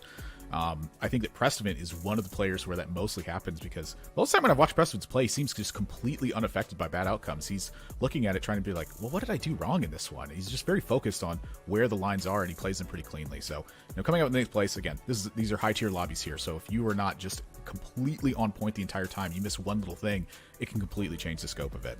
And so looking at top 4s, I think right now is where I have my eye on. And seeing Dish Soap hit a top 4 there, we're seeing Setsuko hit a top 4. This is a big spot of this. I feel like coming into final days or, day 3, that's when a lot of points of struggle for Setsuko. It seems like maybe he's shaking that off in this one. Kyvix getting a second place. Kyvix was a competitor at the World Championship as well, and putting a big one there. And Aniko looks like they're dodging the caster curse right now. 6 points in the first one as well. So we still have a lot of play involved with this one. I feel like game 2 is going to shape a lot of this up because we see a player cut off at 5. So that process where the tournament positioning starts taking influence over your play comes into play a little bit earlier here because we have that 1 game cutoff shortage. And we're waiting for game 2 to be ready. But I get to quiz Bort on more portable forge items because we actually saw quite a bit of it in our first lobby. Next, actually, the game is ready. I'll quiz you later. How about that? You'll have to study throughout, and I'll watch you guys, and I'll listen real good. Game 2 is ready. Have fun. All right, tactics.tools. Let me look up all of the items from the portable forge right now and quiz Mortdog on all of them. So for that, though, I do want to follow up on the rocket grab because oftentimes the way I've looked at it is going to be like a metabolic instead because you're just picking off a unit every single round. Yeah, but at the same time, like I said, once people figure it out, you're picking off like an extra carry, right? Or an extra tank. And so you might not even actually guaranteed get the kill. And that's where it falls off so quickly that in tournament play, I just think there are so many better options that you could play around. So, again, even if it best case scenario saves you 10 health, is that worth compared to like metabolic? Not really. Fair enough. I will say I probably would take Forge over the metabolic and end up crying if I had to take the rocket grab. But, no worries about that one. Garchomp starting off with a cloak off of this one. And if you're kind of coming back to TFT from any set that's not set out right now, you look at Cloak in the opening and it's like, what in the world? But Dragon's Claw is in a fantastic spot right now because it opens up such a strong front line. And having a strong front line is important because there are players that are trying to run over your front line, get to your back line, and take them down real quick. If you have a Dragon's Claw line in the front, it can change a lot of things here. But it also opens up more possibilities. For instance, this Renegade line right here. One of the strongest premier items you can have for this is going to be Ionic Spark. You do a lot of magic damage with this team, so if you can cut that and boost your units, you're getting a very powerful item from a cloak that gives you a lot of diversity in your playlines right now. Yeah, I think even if, Hurricane can also do a lot of power in the early game, tends to do okay if you end up playing something like a Zed line later. So a bunch of options here. I actually really like this. He's got the Last Whisper or the Hurricane, so a bunch of different options here. Quicksilver, not usually a premier item. Gets the Sure Shot Heart here, which I'm a big fan of. Also had a Sivir in the shop, and so the combination of those two things can play something like Sivir early, transition into that 4 Sure Shot late game, and so there's some good options there. I doubt we're going to see a Mascot Heart here, but Tiny Titans is another option. Yep, sure enough, tends to go with the Sure Shot Heart. Wow. The only sad thing here is you look at that 3 Renegade start, and you're like, having to transition, but Sivir 2, that's a big hit. Look, I'm down to just put a Talent 2 into play as well. Honestly, the thing I was most curious about is what animal that was in the center of that mascot emblem. Oh no! Oh, the mascot emblem. What animal is the mascot emblem? I'm pretty sure it was a pineapple. It is definitely. It's not a pineapple. Oh no! Oh, I was so sad to learn how many people didn't realize that it was Chicken Galio. Oh. I'm pretty sure it was a pineapple here. But yeah, the Sivir 2, I think a big spike. Sure Shot plays, I think, pretty similarly to the way that Ace lines will. I think its cap isn't quite as hard because the Aces just absolutely dominate in certain spots because you get the execution from 4 Aces. But it holds a pretty same esteem to it where you just put together a very powerful front line, you have a very powerful back line, and if your opponents can't chew through that really quick, you have a natural scaling that can overcome just about anything that's available. Yeah, for sure. And the other thing to call out here is Sure Shot in particular is very good in the early game. You're getting 10% attack speed at the start of combat and every 4 seconds, which means, halfway through the combat, 15 seconds in, that's plus 40, 50% attack damage. You're almost getting to the point where you're getting a free Death Blade on your carry, and that is a lot of power in the early game when you have that time to do all those autos when the pace of combat isn't quite as quick enough. So jumping over to Dish Soap's board here, with 20 gold on 2-2, so we're definitely going to see a Lost Streak opener from this position, and also has the Champ Duplicator and an Ionic Spark here. And the fact that he won his first round is the most interesting thing looking at this. Yeah, I think Exil's probably the difference against that one, and just ended up queuing into another weak composition where your opponent's just not able to piece together a bunch of 2-stars, and you just happen to win. I feel like this is a common outcome for me where it's like, I win my first round when I want to lose, and I lose my first round when I want to win. Hashtag player def. But Dish Soap, I think, very much leans towards economy in the front part of the game, unless they're pretty confident they could put together big win streaks here. For Stellar Minty's board, this is the tier cloak glove start. I feel like is one of the worst slams that you can have on the open, but already with 4 recon online. Yeah, I feel like in particular getting the glove here with the 4 recon is also not great because that glove crit ends up being a little wasted. So you can see it has the 4 recon, which is really good. Getting the Vayne and the Kaisa this early is amazing, but also doesn't have a front line and doesn't have any great items to support it. Hey. So definitely not the position you want to be in. And up against, unfortunately, Garchomp Pro that's just way too strong by comparison. This is going to be a pretty big beatdown. If you can eliminate enough of your opponent's units, they just can't deal damage anymore. So, never forget that. Offense is a form of defense.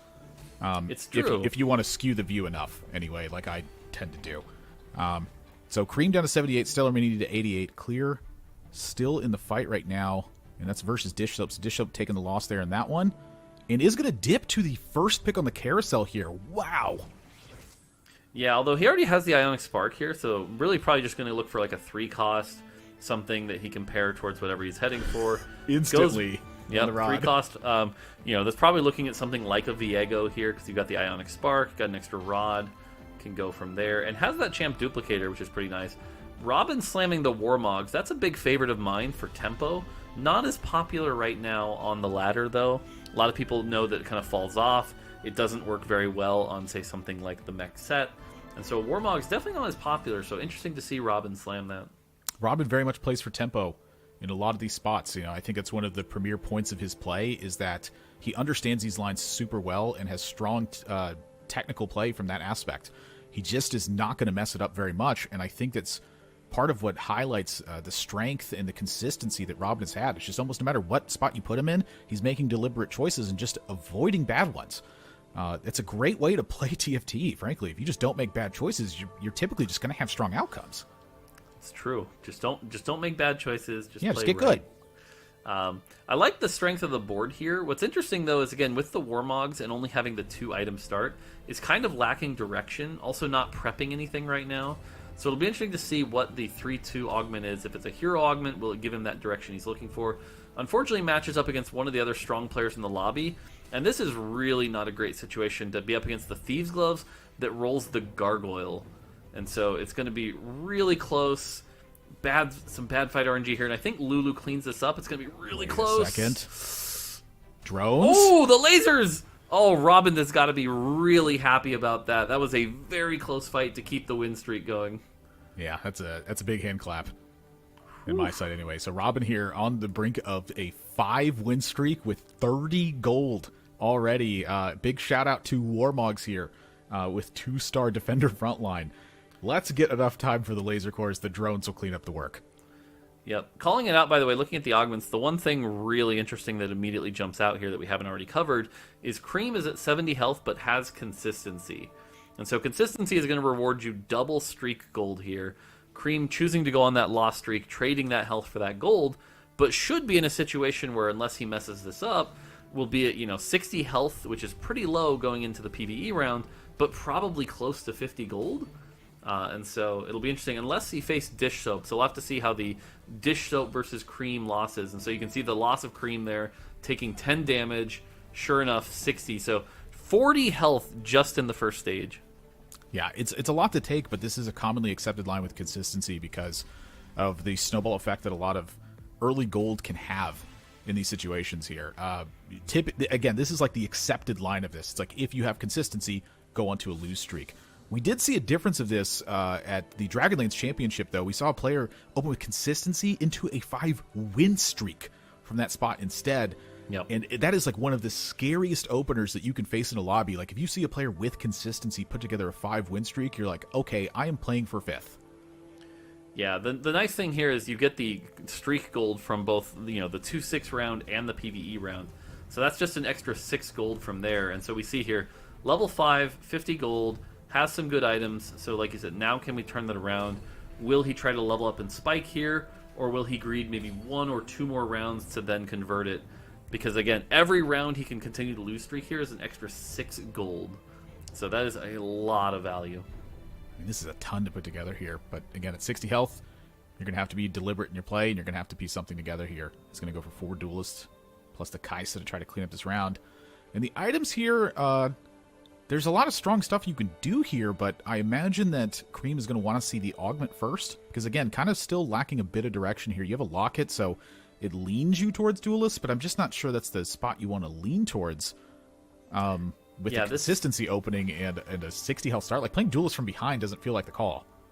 I want to see where we're at from here, because I feel like what's going to happen here is we're going to lose this round, get that one more big burst of gold, see what the augment is. He's really hoping to hit something like the Vayne augment with something like the Edge of Night, or maybe even a Zed augment and go from there and play that and then try to convert that into a win streak, because 6 duelists from this position can be strong, and he's got a lot of gold. But what I will say in tournament play is this is a very risky move. If this doesn't work and we see like another silver augment or something like that, something that he can't spike around, this could very easily become a very quick 8th place. All right, taking a look around. Dish up getting a win. Humbug taking a loss. Robin still on the win streak here. 100 HP. And it is a hero augment. 2-2-2. Endless Pizza is available here. And there is about a 0% chance that I am passing this.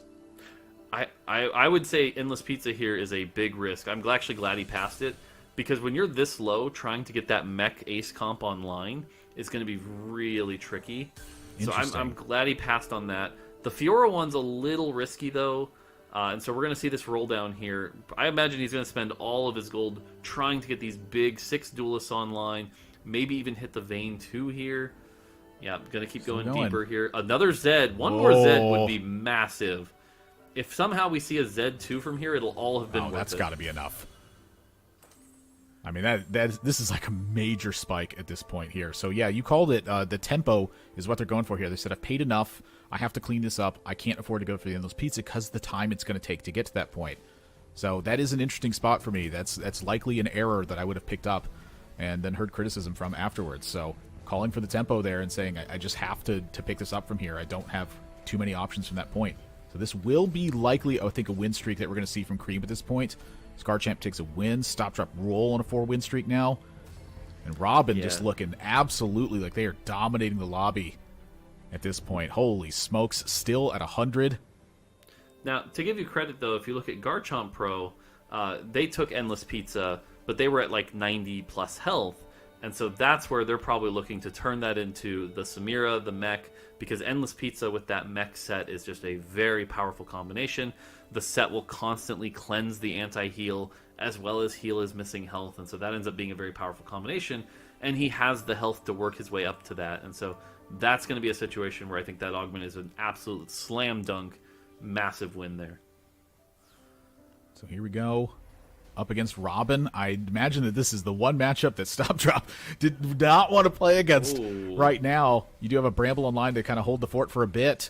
Is this Zed enough to overtake the board, though? So Juani getting a big cast here. And for Robin, I think that they're going to be able to pretty easily clean this up. They broke the front line here where they got a little bit more damage loaded. So you see that swing finally take place. The damage is kind of split here, though. Oh. Wow. So close. So kind of a hot take here. Robin's at 100 health going into the third carousel, which is a great position to be in. I'm actually really worried for Robin here if this can even become a top 4. That Yasuo carry augment is not in one of the most particularly strong augments here. His items were not particularly strong. He's playing very, very aggressive tempo here. And so that's the kind of composition that has the potential to fall off very hard. I'm going to give a shout-out to Robin here in this one on the play for tempo here. I think that he's going to easily score a top 4 from this one because this is just how Robin plays. Now, granted, that is a lot of conjecture that I'm putting into place there, but that's just kind of what makes it seem so impressive for me from Robin's angle. He makes these games feel like that they're so easy with the way that he plays, and it's like a testament to his skill. It's like anytime you watch an expert do something, it seems like a lot easier than it actually is. Like, he sees these lines cleanly. He sees them way ahead of where you would expect him to show up, and he consistently drops out those lines that way. It's just very impressive when you can start to understand like the strong performances he has on stage 2 and stage 3 and how it puts together these big outcomes that he has extremely consistently. Yeah, it's interesting. If you look across the lobby right now, we're seeing a ton of Duelist and Laser Core. So it seems pretty, agreed upon, at least in these NA lobbies, that Duelist and Laser Core are the way you get through stage 2 and 3, right? How do you then turn that board into something stronger? That's a good question. Whew. But, again, what are we seeing here? Laser Core versus Duelist, Laser Core versus Duelist, with a few exceptions. And now Dish Soap going down to 8th place from this position. But we're looking at Clear's board, who's running that Laser Core. We see Robin playing that Laser Core. Robin just got his first loss. And so we're seeing those level 7 roll downs. Can you transition it into something else? And with Laser Core, everyone's really looking for, the Zed and the Sejuani so that you can get that 6 Laser Core online. The first time I had a communication with Clear, it was coming into one of the cups in set 7, and he posted a review of his play where he referenced the Soju Special, which is a level to fast 9, and then you die. And he cited his own playstyle as a Clear special, where instead you pick up these big loss streaks, you level to 7 on 3-5, and you hope to see the augment at 4-2. And he's pretty much just followed through on this in terms of the playstyle. He will take heavy loss streaks, he heavily favors the economy, and then wants to put together big boards afterwards that frankly can be viewed as something that you cannot overcome because he's able to put together these big win streaks on it. So he favors these high momentum swings. We're starting to see that come into effect here as well. Dish Soap taking another loss on this one, but a player who I think is pretty comfortable playing from a low life total as well. They tend to have a similar play style when it calls for that moment, to try to piece together something that's just so strong that the other players are not able to overcome it in time. But Robin, 2 losses in a row. The king can bleed, as we're getting a glimpse at Dish Soap's board, and he's going to favor rolling for time on this one, buying time with Hextech Retribution to try to put together a strong Renegade board. Yeah, definitely seeing one of those lobbies. Dish Soap here, we're finally getting a glimpse of his board. Has the Viego, has a decent augment here. Just needs one more Viego to get that Viego to... Actually has that if he wants to use the champion duplicator here. But I look at these items, and, these are not some of the premier... Gets another champ duplicator. Whoa. Okay. So the last player we watched get two champ duplicators ended up going 8th place because they held on to them for way too long. Will we see Dish Soap, who's much more seasoned on ladder, make that same mistake? That's going to be the interesting thing to find out here. If he can hit a 5 cost, will he use it on that? Or are we going to see just a nice simple spike here, trying to get that Viego, see what else he can hit? Rolling really, really deep here, which for someone with 2 jump, there we go. Uses one of them, gets the Viego 2, is going to save the other one for now. And so hopefully this is going to be enough to keep him going. Yeah, I typically for Renegades, some of the stronger performances I've seen is going to be the recognition of the lobby, and because the lobby's pretty fast-paced at this point, the Renegades are just going to have to roll deeper. And some of this is related to item strength here as well, so I think this is a great call from Dish Soap. It manages to preserve, I think, a pretty reasonable amount of gold on this as well. You have the option for 6 Renegade online. If your augment's going to be spiked for it, you have a pair of Zacs ready to load in, and you have a 2-star Renegade on your bench here. So I think just great management here from Dish Soap. And oh boy, is this a prismatic or what? Dish Soap does not have a reroll here, but has 2 very powerful augments available with high-end shopping, although he just rolled down a ton of gold.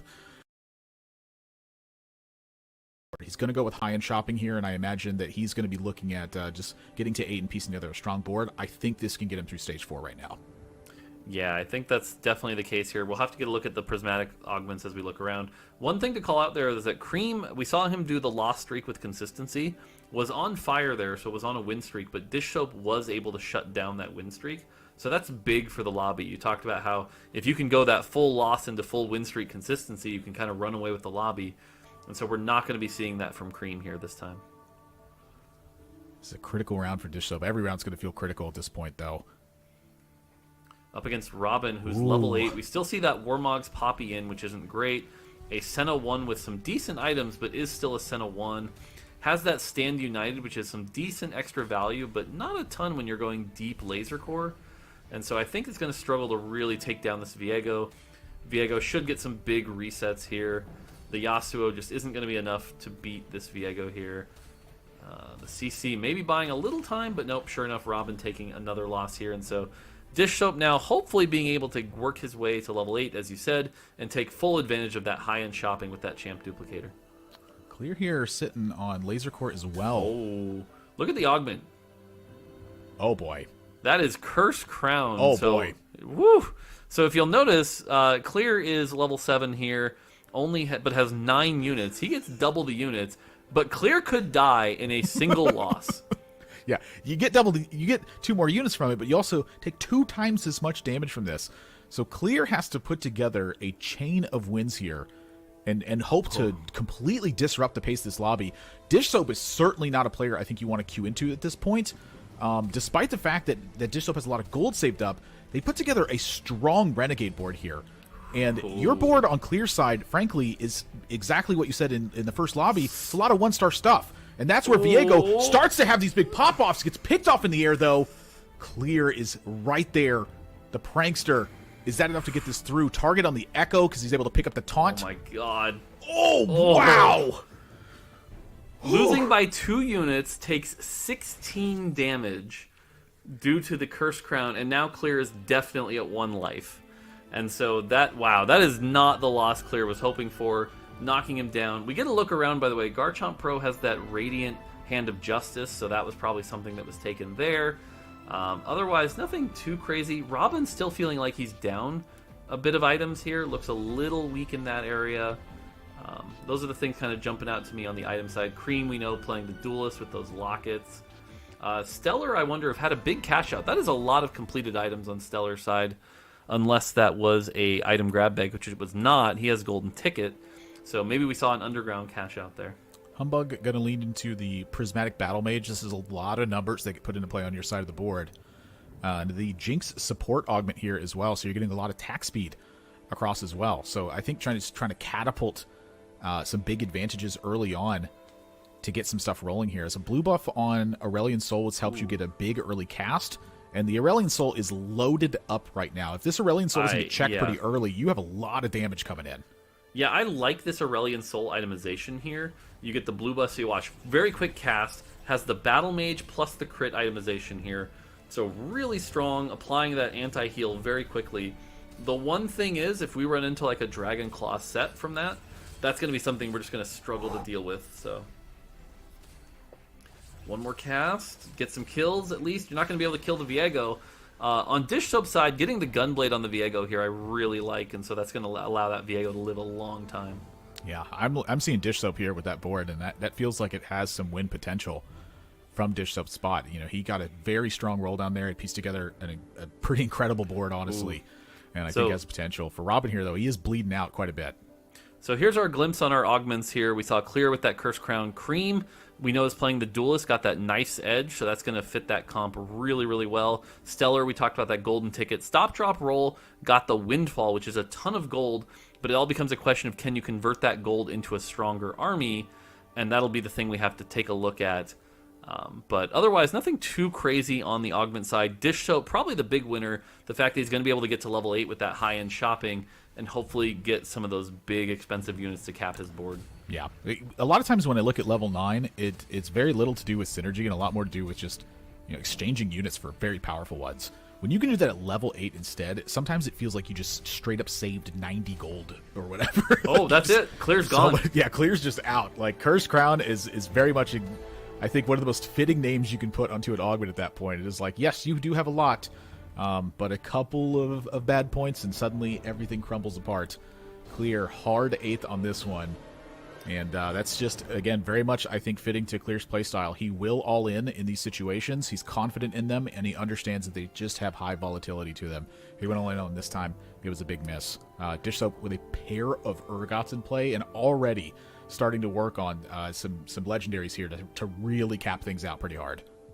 Yeah, it's unfortunate for Clear because he's been doing really well in these tournaments, been rising up, starting to make a name for himself with some good performances. But those performances always seem to be just short of the big finish that he's really looking for here. And so, if he, coming into the day, he had those 3 bonus points, was looking in a great spot. And so kind of a rough finish there with the 8th. That's not what he's going to be looking for here. And that's really disappointing. So we'll have to see what items get built here. And as you said, we've got that duplicator already. We've got a Zac 2 in the background. Ooh. 2 Mordekaisers that I don't think you play here, but we'll have to see. It's a very interesting spot to me because I feel like the Mordekaisers are really strong because you have the Champion Duplicator online, and because you have a Bramble and a Jeweled Gauntlet hanging out. So you get to Jeweled Gauntlet up a Mordekaiser, support that with stronger frontline. This board's looking nuts from Dish Soap's side. Like, I am seeing some hard win-out potential here. Yeah, the fact that now you have the Mordekaiser with the Jeweled Gauntlet is going to take your opponents down to about, half to 60% health, allowing the Viego to then get those resets on that. That's pretty good. So here's the Mordekaiser cast. Not a ton of damage here, but again, everything else is so low anyway. Viego gets the cleanups, and yeah, that's looking real good. So yeah, this might be a big win out for Dish Soap here. Just not a lot of. You said the Mordekaiser got too much damage. There just wasn't too much damage left to deal. True. It felt like at that point his board's just sweeping everything up. Big win streak. Garchomp finds a 2-star Samira here, and again from Robin's spot, I'm sorry, Stop Drop Roll spot, excuse me. This does feel like you're trying to take advantage of the gold you were given to bleed out into a top 4 here. You were so far ahead in health that really, what other options do you have at this point? But just so many 1-stars in play right now. Mordekaiser 1, Zed 1, 2 Sejuani 1s, a LeBlanc 1 for Hacker. Like, this board is very weak, I think, compared to the rest of the lobby. Yeah, it looks like on the other side you can see Robin has that Fiddle 2 and that Zed 2. So just the much stronger version of a similar composition here. And so it's going to come down to, maybe if you get some really, really lucky fight RNG, but God, that Fiddle 2 is just so much damage. And so Robin able to get the Zed and stabilize, that being the big hook that should hopefully secure Robin that top 4. Yeah, that was certainly the matchup I think that Robin's looking to face too as well. Punish the weak players while they're weaker than you. And lock in that top 4 spot instead. Humbug taking some big hits here. This board not performing as well, I think, as they had hoped. And I feel like this board seemed like it was pretty reasonable, but it's just not able to really find its spot right now. Where are these items going right now? This is a Shojin and an Archangel staff. Like, where do you put these right now? Yeah, there isn't really a ton of places to put them right now. I think they're going to end up on Mordekaiser here, but it's still a Mordekaiser 1. The Zed right now is going to chew through this Aurelion Soul, and despite having the armor from Battle Mage, that's not going to be nearly enough. Might get one more cast off, and then that's going to be a dead Aurelion Soul. Ooh. And so this might be the end of Humbug. And yeah, Aurelion Soul in particular, we talked about it yesterday, how threats kind of fall off in Stage 5 when they don't have any traits. Is able to get some kills there, though, and so the Zed dying to some of the other stuff there, so that worked out really well, but Aurelion Soul kind of starting to fall off a bit. Yeah, it's just kind of an interesting spot there where they just went for like a critical mass almost, where it's like, let's just see how much damage I can crank into play at once. And that swung the fight. Like, that was enough damage to get that done. I think that's a fantastic call from that spot, because just nothing was really going on. Yeah, so again, looking at the items here, Cream, we know, playing that Duelist, was able to hit the Neela 3 with those Lockets, and Locket scales with star level, so that's just a little bit of extra health for his Duelist that's going to feel good. But right now, we've been kind of looking around at all the different lobbies, and we've seen a lot of, the Laser Core, the Duelist, the Zed play. Dish Soap kind of clearly feels like the leader in this lobby right now, with that Viego, with all those 2-star 5 costs, that Mordekaiser, and that Mordekaiser's only going to get stronger and stronger items from this position. So it does feel like Dish Soap is kind of the strong favorite right now in this lobby. I want to point out too that not the players weren't really able to assemble mech frontlines in this one, and that's gonna strengthen the Viego so much in terms of this. One of the biggest struggles that I think Viego can have is your opponents have a mech frontline and he gets stuck. Viego struggles versus high health units that he can't take down very quickly because he's trying to get these chains of kills in place so that he resets and keeps going. And so in this spot, the Neela on the front line was enough to hold this down, but I'm looking at Ox Force with Last Whisper on the back. Not enough to clean this up. So another big win there. Viego got stuck, and that was a painful loss there. Stop Drop Roll getting knocked out in 6th here as well. The big call out here is Dish Soap took the loss there. And so, yeah, we're looking at Garchompa's board here with Endless Pizza. Endless Pizza, we talked about, heals the team a % of their missing few health, but in addition, cleanses debuff. So if you have something like a Sunfire Morello on that mech trying to stop the healing, it's going to get cleansed every 7 seconds. And so that's another big difference here. Combine that with the Viego and the Samira, you've got 2 backline items. So this is pretty good. Goes up against the Aurelion Soul board that we've seen earlier, struggling for a top 4. And this fight could determine our top 4 here. Yeah, I'm a bit worried for Humbug in this spot. Viego getting CC'd a lot. Doesn't get a hard reset here. More CC. Viego not getting the reset again. Ooh. Aurelion Soul just untouched at this point. But here's the pop. Oxforce still not triggered in that one. Humbug taking a big hit. Whew. Dishsoap losing again. Okay, looks like I'm going to have to stand corrected here. Dishsoap went from the clear favorite to losing 2 rounds in a row and is now sitting on the brink of not top 4ing from that amazing position here. And you look at this board and you wonder, like, what is going wrong? The only thing I think is on the carousel, he wasn't able to get a great Mordekaiser item. But otherwise, this still looks like a very strong board. You've got that Viego. The only rough item here is the Titan's Resolve. So maybe lacking damage a little bit. But you also have the Urgot. You've got the Mordekaiser. So pretty interesting to see. Gets that Reforger. Probably not worth reforging anything major here. It's a pretty tough call on the Reforger. I mean, I don't want to reforge anything here. Maybe something here gets reforged. Oh, there's no anti-healing on Dishop's side. Maybe you Morello the Mordekaiser, maybe. It's not a huge boost of power on that Mordekaiser, but right now you really just need people to, stop healing, get low enough, and let the Viego get those finishing blows. He is level 8, 60 gold. What's the play here? Do you level up and throw in a Zac, or do you try to... Yep, we're going to level up, throw in a Zac, just a little bit of extra to maybe swing the fight here. Has the Leona 2, but again, Leona 2, much like Nunu, if you don't have the items to support it, maybe it gets 1 kill. I do like putting Mordekaiser on the front line, though, just to get it to cast quicker. So hopefully that can make a difference. You're trying to get that snowball effect, to line up the Leona. Ooh, is up against the mech player. So Leona is lined up well in this one. And there's no echo on the other side of the board, so Leona's tension is not going to get pulled away. The laser is coming in, and you have a Bramble to back it up. A lot of damage being poured onto the set right now, and that's what matters. MR Shred taking place. Easy win for Dishsoap in this one. Just a crushing blow that gets made there, frankly. 2 players eliminated. Does Humbug have enough? That prankster Fiddlesticks. You love to see it. Here comes the cast. That's going to be the kill. Whew. Nice. Humbug's still alive. Honestly, Humbug third place from this position with that Aurelion Soul comp. That's the creativity you like to see. Being able to get a third here, you have to feel really good about not hitting one of those sort of meta tier comps and doing okay. Yeah, I mean, there is a lot of creativity involved with some of the lines that you have. You can't just always push these standard meta lines. The opportunity has to be available too. So it's like we were talking about at the start of the show. It's like, what do you do when those opportunities aren't available? That's one of the highlights, I'd say, to like the premier levels of play is when everything seems to be falling apart. How do you piece it together? Oh, Robin's going to be able to shroud things on this side. It's going to be pretty strong. By the way, shout out to you. Credit where credit due. Robin did secure the top 4, was able to get that Z2 laser core going. So definitely pulling it off here. And here we see the battle for 3rd place. It's looking like Robin's going to be okay on him. Oh, Robin's kind of struggling with this Fiddlesticks, though. It's kind of close here. I think it's just the board is spread well enough on Humbug's side to get that win there. Chose for the Shroud on the MF, so that way nothing got just completely blown away on your side of the board, and just ultimately wasn't enough. You're missing CC in one spot. Maybe you're missing a little bit of damage. What was missing? And that's what Robin's looking for right now. Maybe it's just the unit quality's not quite there. We're sitting with, 1-star Echo, 1-star Mordekaiser. The preparation, I think, here doing a lot of work as well. 2-star Fiddle with a hacked-in Zed that's loaded up. Those are some tough losses to feel like. It's a bit of a head-scratcher, but he's still technically sitting at the top right now. So I think position is everything.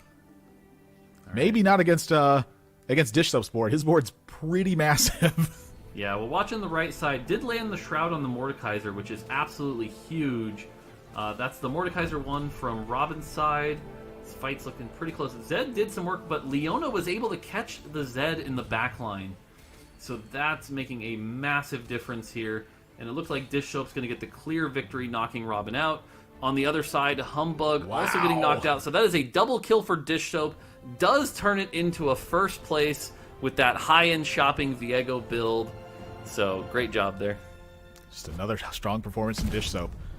Put together a lot of gold, put together a strong enough board, and then watch everyone else fall apart instead. We're jumping into Lobby A now with 3 players left on this one. So a bit of downloading that I'm having to do with some of the information here. But I will say that Soju's board's looking pretty strong here. Hacker Emblem on the bench. What do you do with this? Yeah, I mean, at this point, the Hacker Emblem is just giving a little bit of Omnivamp. I think you put it on the Fiddle. A little bit of Omnivamp here is fine. It's going to give your Zed even more Omnivamp. Unfortunately, the Thieves' Gloves items here are all AP for Zed, so that's not what you want to see. Whoa. Goes up against a full Oxforce board. You'll notice that's 2 carry Viegos with 2 Chalices pumping them up. A Death Defiance on one of them.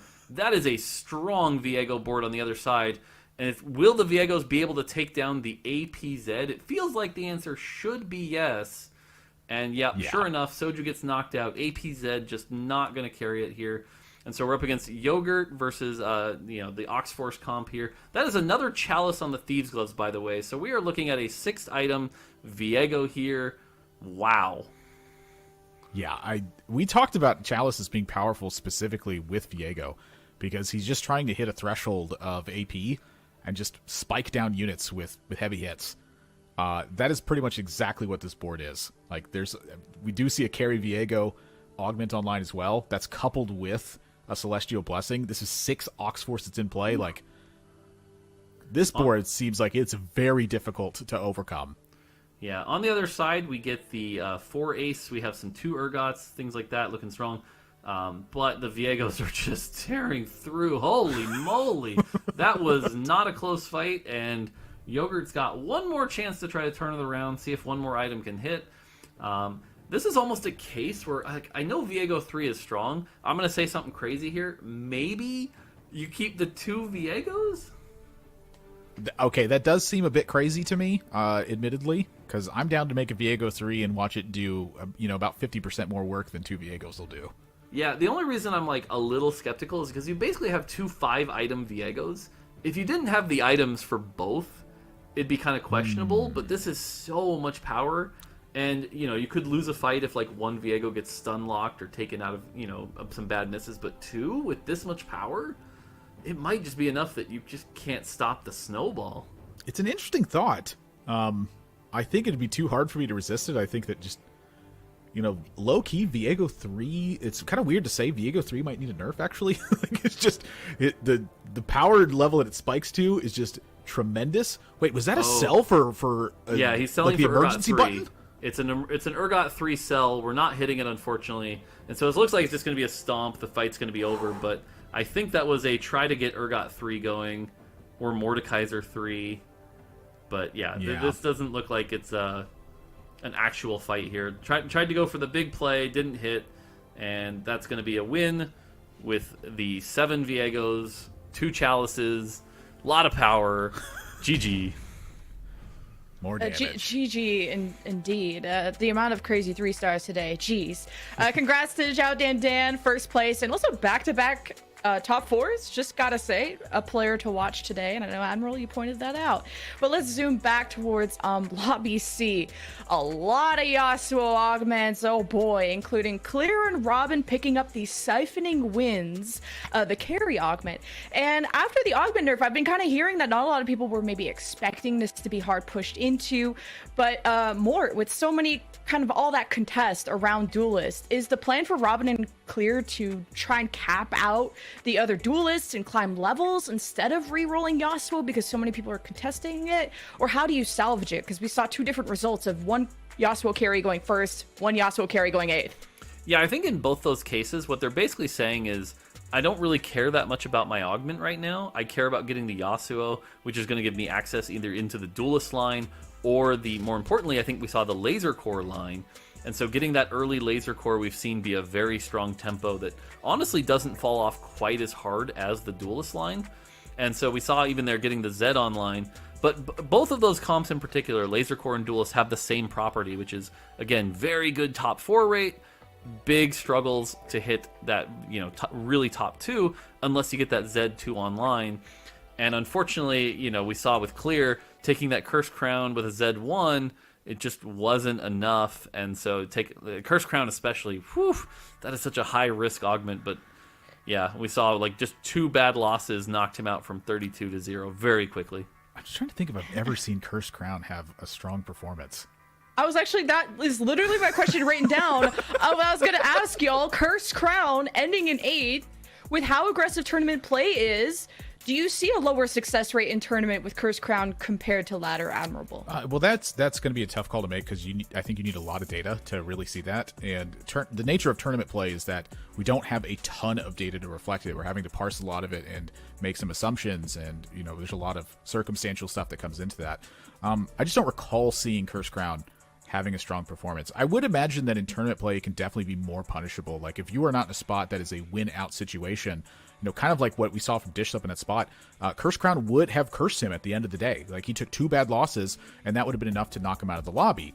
So him, having Cursed Crown in a situation like that absolutely would have punished him. We're talking you have to have like a hard capped situation, I think, to be able to put that together. Or again, it's like we saw at the end of the second lobby that we jumped into. It's like the emergency button. You're like, there's just no way I'm going to get there. I have to put together as much as I can. I'm going to have to hit everything. Sometimes that's the right call, and it's really a tough thing to look at and analyze without watching the game piece by piece, because when players have to take these high risks, they just tend to take big punishes. That's the nature of taking that line.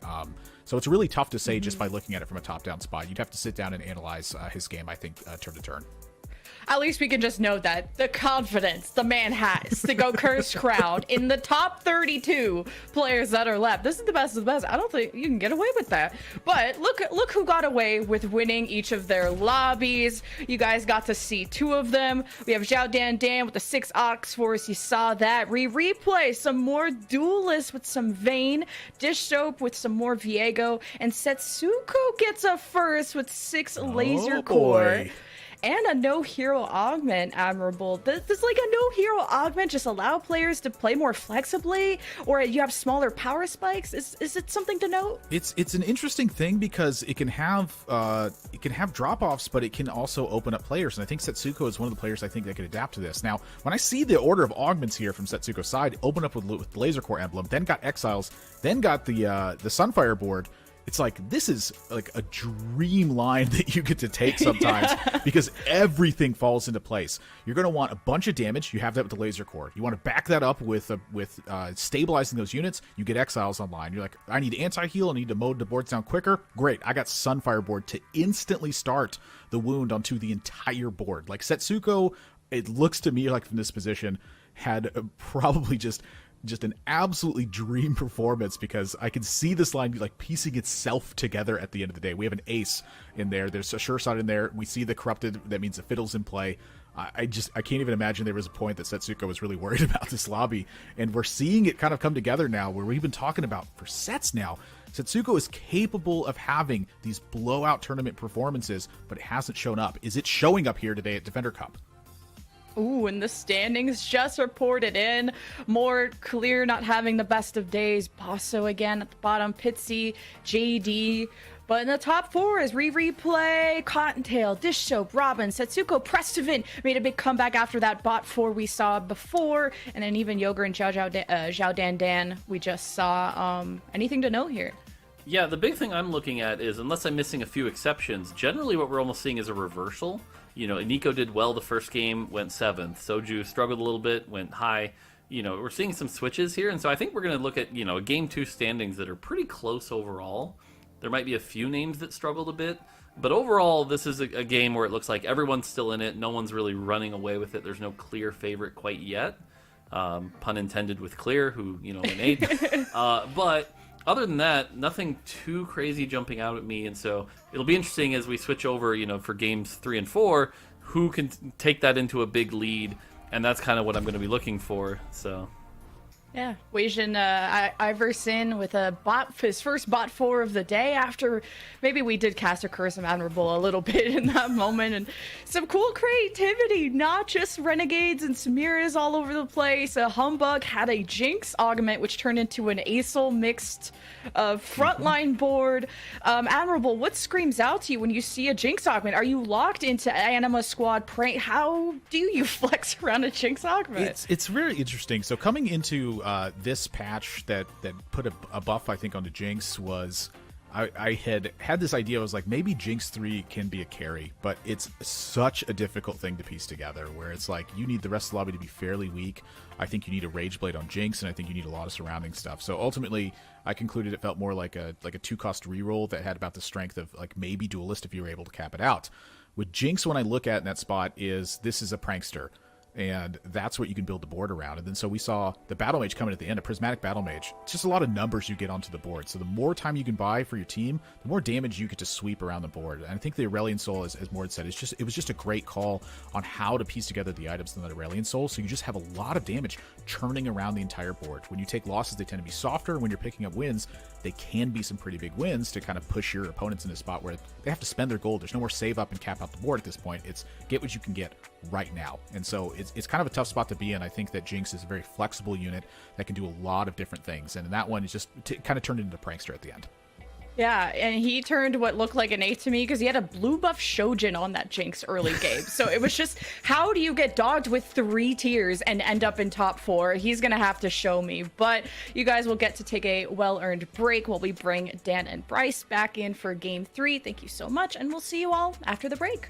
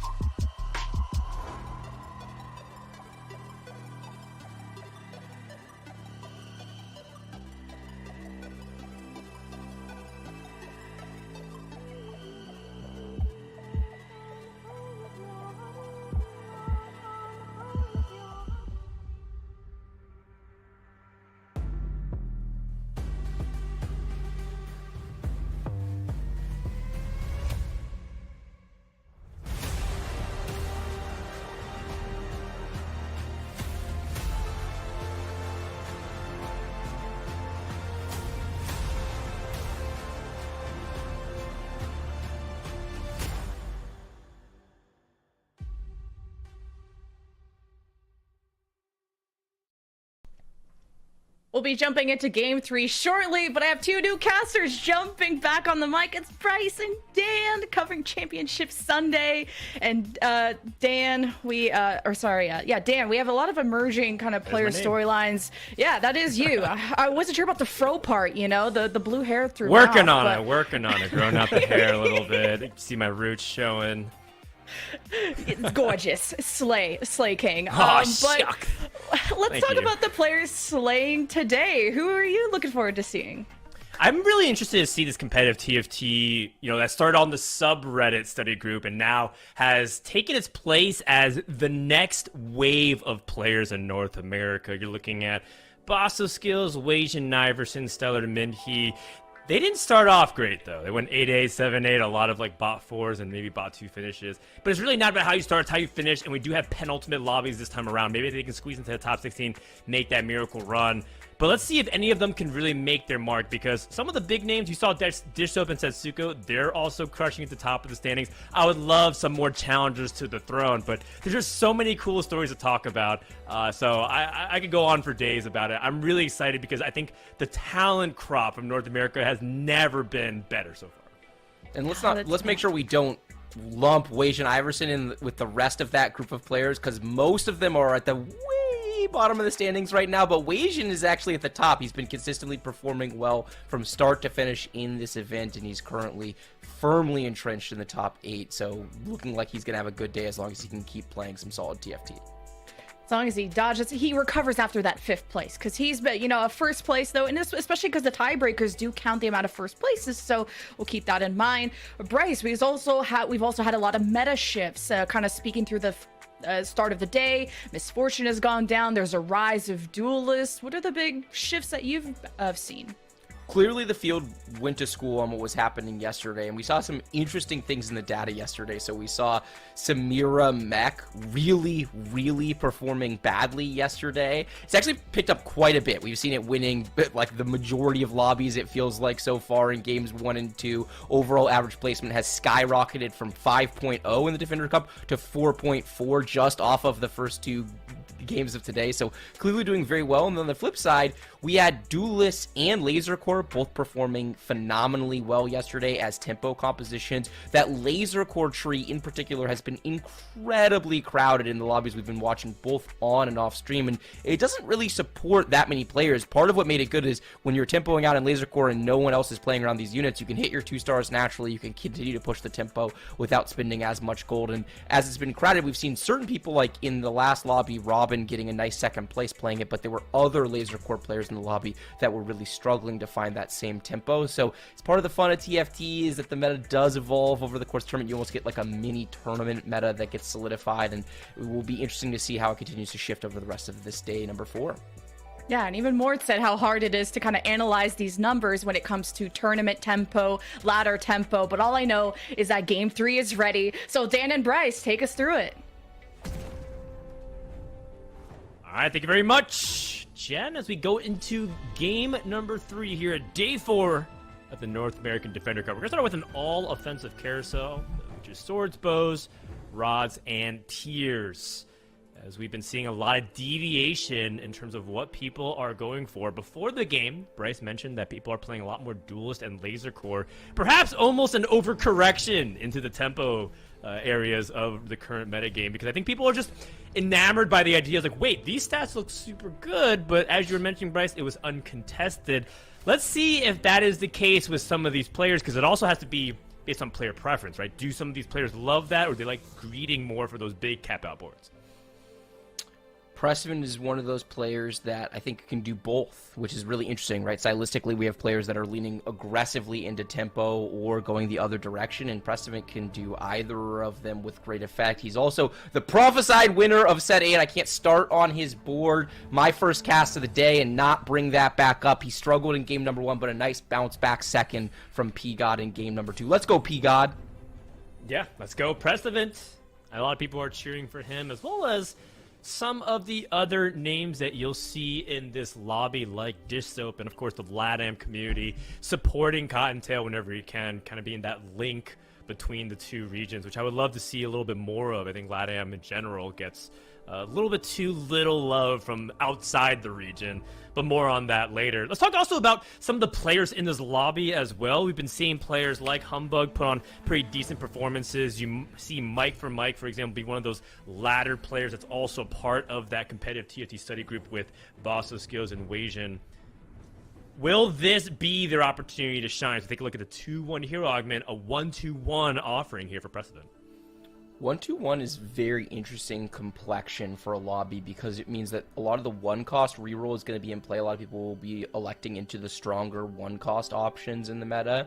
But the casual two-cost, I mean, probably some people willing to reroll, see if they can high-roll Endless Pizza or one of the other really, really strong two-cost augments. And so it'll be interesting to see how many people are leaning into kind of reroll-oriented strategies as opposed to tempo strategies. Precedent grabs the Jinx augment. It's very solid augment. He actually has a Jinx in his shop as well. And I like this. It doesn't perform as well relative to other two costs, but in particular in 1-1-2 lobbies, you're not going to get that many options two costs. I mean, not going to be that many people with the broken two cost augment, so it should perform better relative to kind of the generic augments the rest of the field is taking.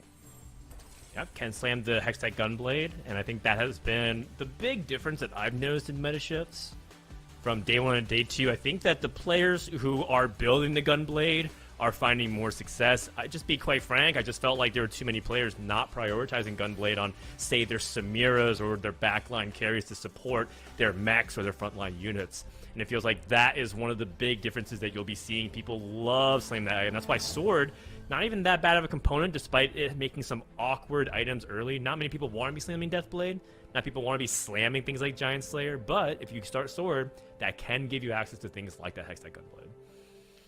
Hextech Gunblade is close to or actual BIS on essentially every carry in the game. It's amazing how much happens. You know, you buff it from 20% to 25% healing. Doesn't sound like that much, but it's a lot when you consider that it's on 2 units, right? It's self-healing and healing on the lowest percentage health unit. So we've seen it obviously keeping mechs alive, but also just adding a lot of generic value. It's largely considered BIS on things like Viego, for example, because you're boosting those Ox Force units back up. So really, really strong. Joining Mike for the first time, playing around this Renekton augment with an early Last Whisper plus a bow.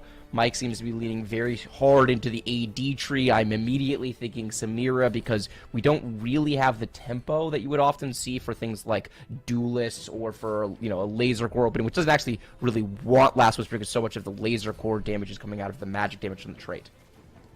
I also see the possibility for Mike going into Senna and Laser Core. I think Senna is just a really underrated carry in general right now, and because of the way lobby tempo might be formed by 2-1 hero augments around things like, for example, the Spirit of the Exile, or people playing Get Paid with Duelists, it could be something that Mike thinks about long term. I think people just ignore that. They think they just go from like generic AD holder like Kale into maybe Sivir, and then they just like jump straight to Samira. Don't forget, there's actually a pretty reasonable 3 cost in the middle there. So I would love to explore that. Also, one thing that did come to mind as Mike did just go up against Precedent, I think Precedent probably isn't open to it, but he did have an opportunity to go into the Anima Squad, and Petricide Chains also was one of his offerings as well. Don't sleep on Anima Squad. Yes, we saw Boss of Skills go 8th with it, despite starting with Make It Rain on 3-2 and having a double duplicator, but that tree does have a lot of potential, and the data backs it up. Players who are knowers back it up and vouch for it. I hope we can see some of it today. We might actually see it from JD Zielinski, who has Soul Eater. This augment is Thrill the Hunt, essentially, right? Because your team gets to execute. They get that heal. Very powerful indeed. But it's supposed to be a win streak augment, so JD Zielinski is going to have that awkward moment of like, well, I'm playing a tempo-based augment, but I'm lose streaking. Can I turn that around in time so that way I don't lose my window in order to capture that win streak and pressure the rest of the lobby? It's actually better than Thrill the Hunt, because Thrill the Hunt's only giving healing to the unit that actually gets the kill, where Soldier gives it to everybody. If you've participated, then you get it, a kill or an assist. As we take a look at our completed items for the first time, we see basically half the players in the lobby have slammed. We see the early Gunblade we talked about for Pressment, the last one we talked about for Mike, as well as a Locket for Jukyu, which to me basically screams Duelist. I don't know any composition that wants that aside from Duelist, and then Dish Soap with the Sunfire, generically powerful. He can play anything from there. That's right. Ooh, Precedent. All right, we'll see. We'll see what ends up happening here as we take a look at some other players. We're on Jukyu's perspective, who does have this early Duelist Locket Slam. So the thing about Duelists is that it does feel like you still have these opportunities to tempo, but it feels like you just have lower cap opportunities, meaning it just feels like when people start getting online, you can't keep up nearly as much, but Laser Core does because the top-end legendaries are very good. And here's the kicker, Bryce. You're contesting the same units as these Laser Core, right? You want Zed, and you want to be able to play like Yasuo, and it feels like you're fighting over the exact same units. That's the only thing that makes me quite hesitant about committing to Duelist. But this is a great start for Jukyu because he has that gangplank. He's going to be able to print money. If he can get this 4 streak going, which would be massive, gives him a good opportunity. This double Kaisa is also putting out a pretty decent amount of damage. And now, all of a sudden, Jukyu's in a spot where he can consider continue this win streak by maybe even going to 6 next round. So he has a lot of options at his disposal. I'm very curious how he wants to go about it, as he's not even choosing to make gold here because he wants to probably keep his board options as strong as possible. Prince 2 gold there, not bad. Taking a look at his admin here, there's something every player needs to get in the habit of doing, is just making sure when you get the chance to check admin, you do, because you never know how it's going to impact your strategy as you move into the late game. And he does have the opportunity for a Bebe level here. Cottontail in his pool, also 100 streaking. You see him benching this Kaisa. I think he's going to do it. Is he going to rip it? Are we going to do it? We'll see. We're doing it! He's doing it. All right, I approve. I think this is a fantastic opportunity. One of the few times you should level to 6.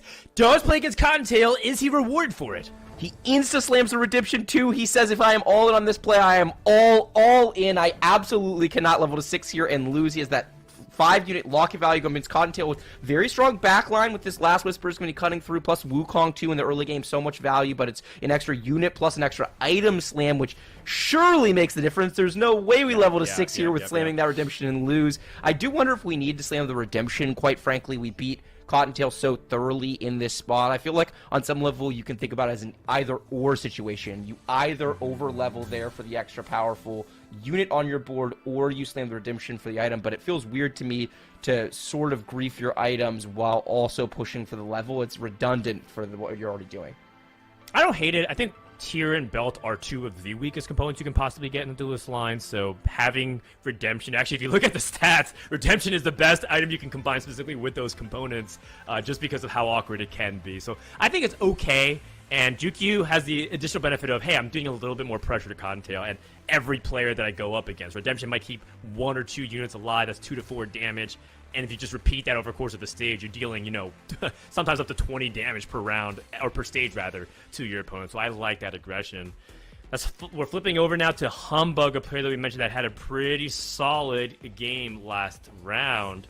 With his item opening, he looked like he was leaning more towards playing Viego, but with this double tier, it is kind of awkward. It's a chalice. It's a chalice, baby. It's kook cone time. All right, well, he took the words right out of his mouth. I personally believe Chalice of Power is slammable in this line, particularly because I think raw AP is really good. I mean, everyone knows Battle Mage is insane, but why is Battle Mage so good? Is because it gives a bunch of AP, so why not just continue to lean into what makes it really powerful? Oh, a blue buff. Okay, well, I mean, he wants to probably keep the cloak open for things like the Ionic Spark and other things like that, so I don't hate that either.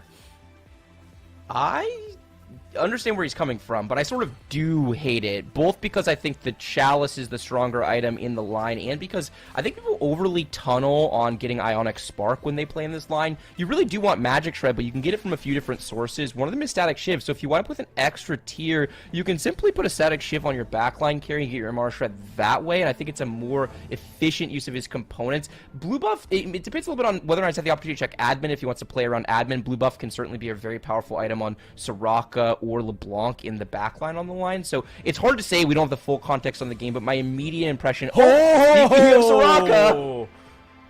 The rare instance where you can take a good look at your shop before the augment appears.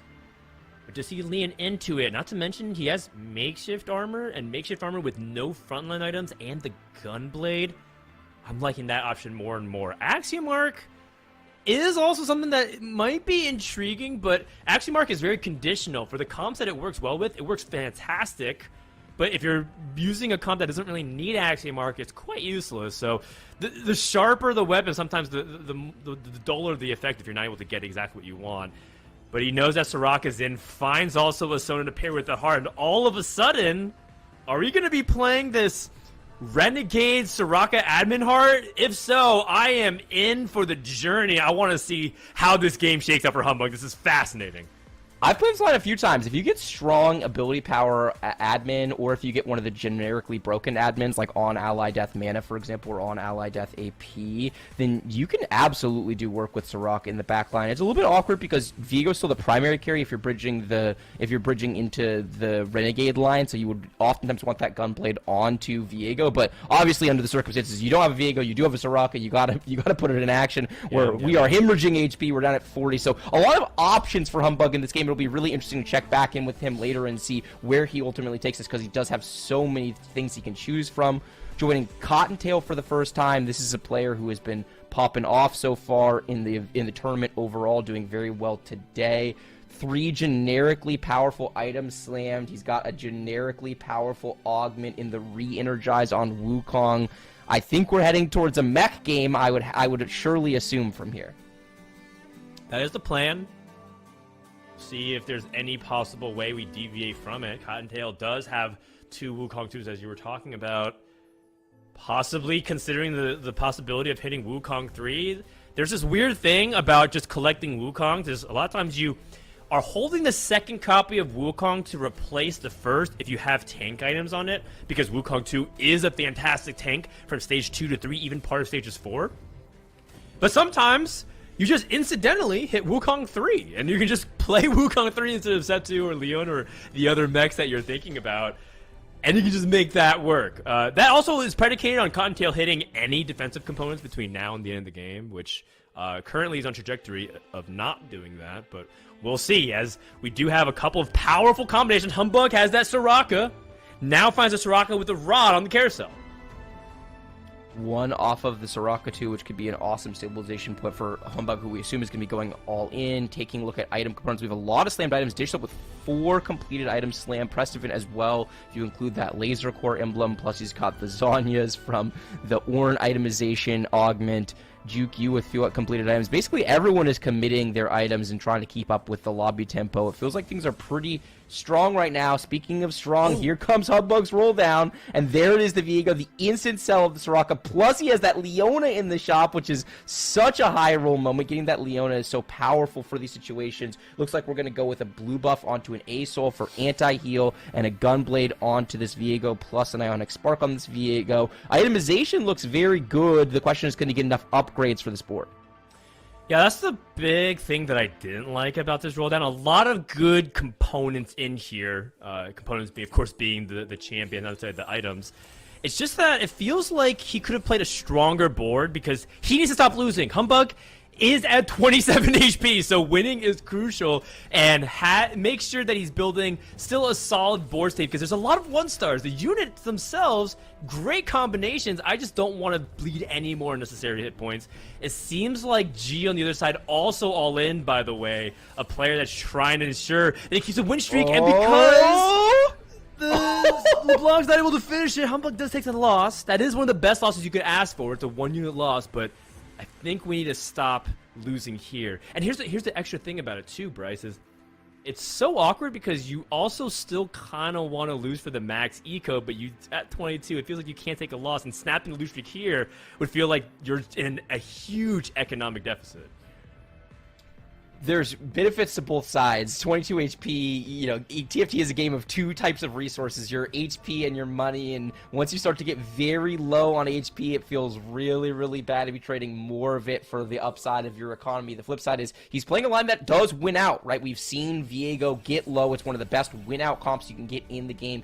He's 1 Viego away from a Viego 2-star, 1 A-Soul away from an A-Soul 2-star, so there's a lot of potential power on this bench. He needs to find that power onto his board, but it's good enough going against Dish Soap, so he's going to snap that 9-round losing streak. We are finally on the board with a W, 22 HP, which is enough if he's able to really hit big here.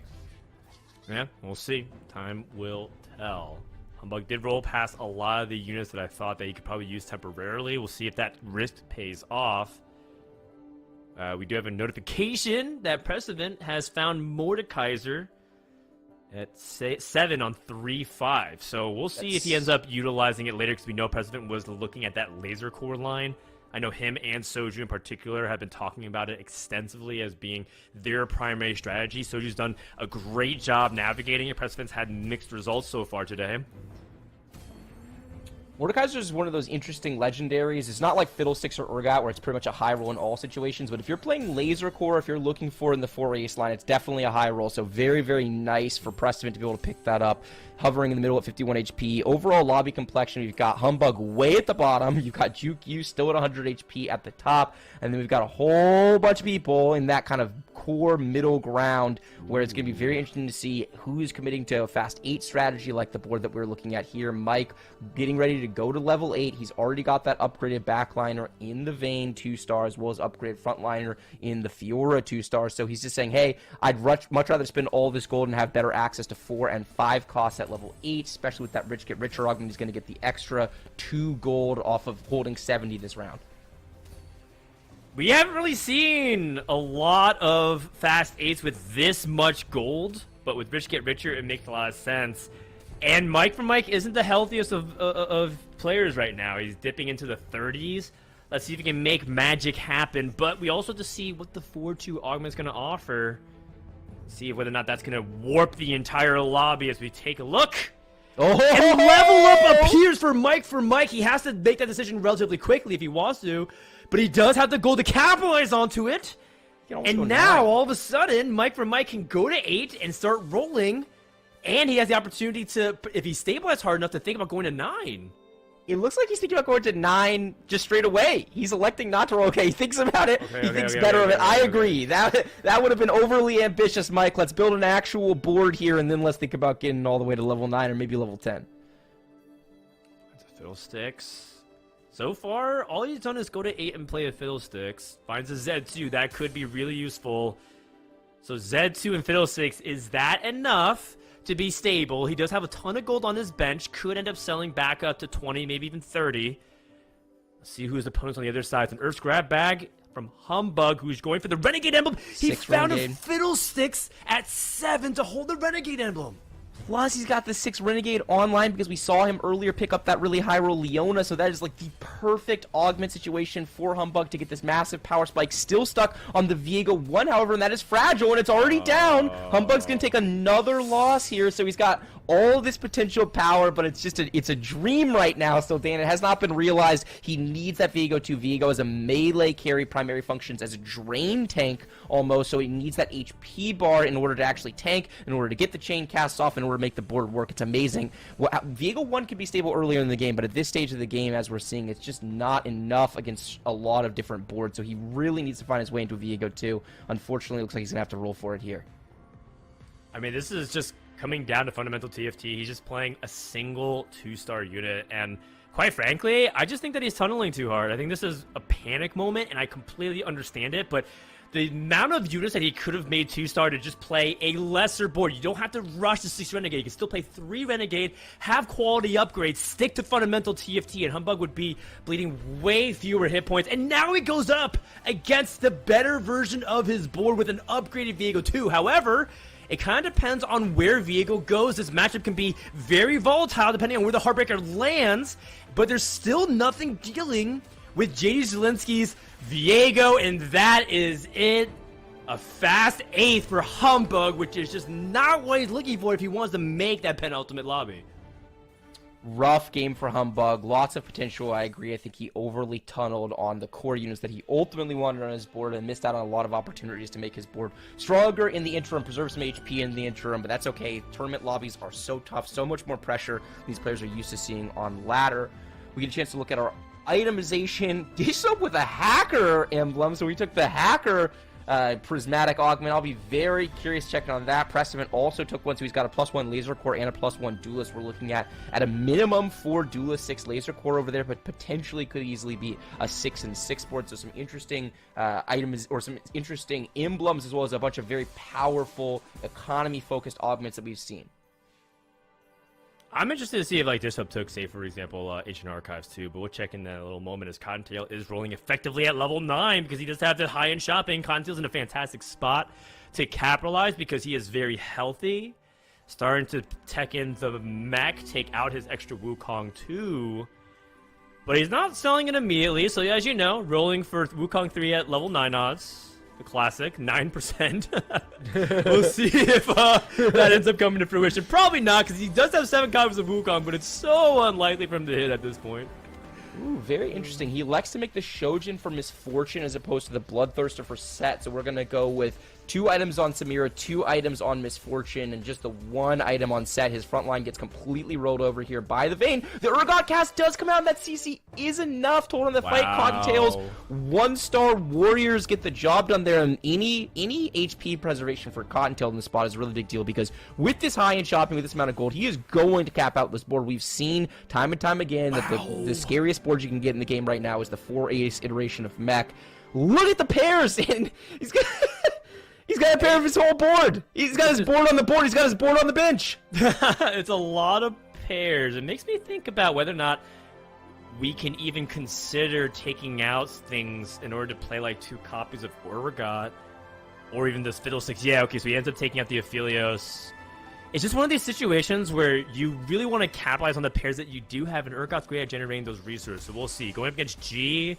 G is the lesser version, level 7, also playing those 1-stars, playing a 1-star set. Does have better set items with that Bramble, the Undertow not hitting the back or the top left corner of G's board, so the carries are safe, but the re-energize coming up huge, and the second bullet time enough to wipe that back line. Things are heating up. Mike for Mike taking a big loss. That rich get richer level up combination not working out. And the hard part is, it seems like half the lobby are contesting the exact same units, which just means there's going to be bigger separation from the haves and have-nots. That separation becomes particularly complicated when someone like Cottontail, who is yet to hit, has actually won 2 fights, right? Look at all of the pairs he has on his bench. He's got 5 pairs. Every single one of these upgrades is actually massive. They're all really, really big deal. Mordekaiser with the 4-ace trait, even without a meaningful amount of itemization, is going to get an incredible amount of work done. He's also got big items that he can go for here, right? If he can get up another item onto either of these carries, if he can get another item onto the mech. Wow, unfortunately, no tank items here, which is a really big deal. He wanted to go D-Claw here if at all possible. That was probably the biggest hit he could get. He's going to go for, looks like, Jeweled Gauntlet on Misfortune, plus a Ruined Hurricane. So we're just going to have 1 item set. We really need to get that set upgrade. Ooh, speaking of upgrades, there's a Leona upgrade. If you can find another set, we can just go the Leona front line. He does need a replacement, though. You put Jackson.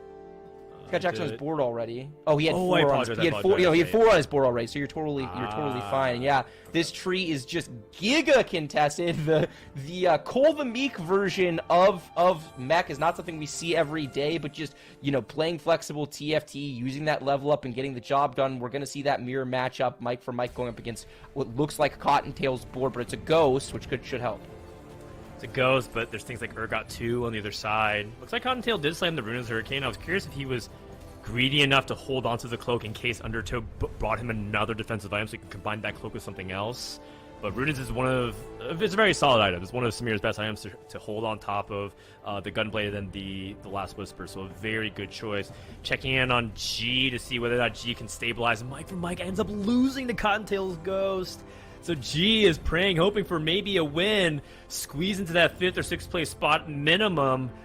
But we're still at level 7, and we're so contested across the board. And this is one of the criticisms against, you know, trying to play Mech and why the stats were looking so bad. Not only were people, in my opinion, not playing it optimally yesterday, but a lot of people were contesting it. And as a result, there's just going to be a lot of players in the bot 4 of this lobby. If you look at the score screen, there's going to be a lot of Mech players that just don't make the cut. A lot of Mech players are not going to make the cut. It's really hard to hit. It's also particularly hard. Mike, we just called out what was happening live, but he actually didn't mech on his final fight, so he just has this Leona 2, and he just didn't mech it. Which, you know, that is relatable. That is very relatable. We have all been there, Mike, but that is a BG. That is a really, really tough one. No one to blame but yourself, unfortunately, although I'm sure someone could find a way to blame more dog on that one. G, meanwhile, going up against this capped Laser Core board with the Duelist and the Laser Core emblem, and this fight is not close. For the uncapped version of Mech, it is an unceremonious goodbye in 6th place for G.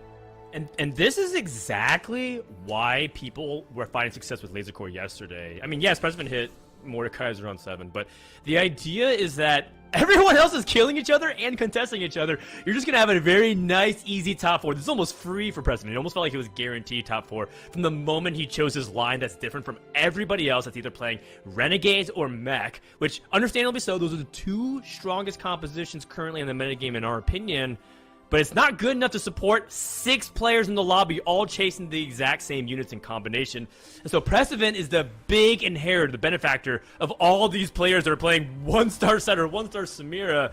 In this case, Cottontail did hit some of the units, but not has materially improved in half a stage. And now going up against Viego with double Chalice, now starting to work onto these weak ace units that if he's able to execute can get the resets.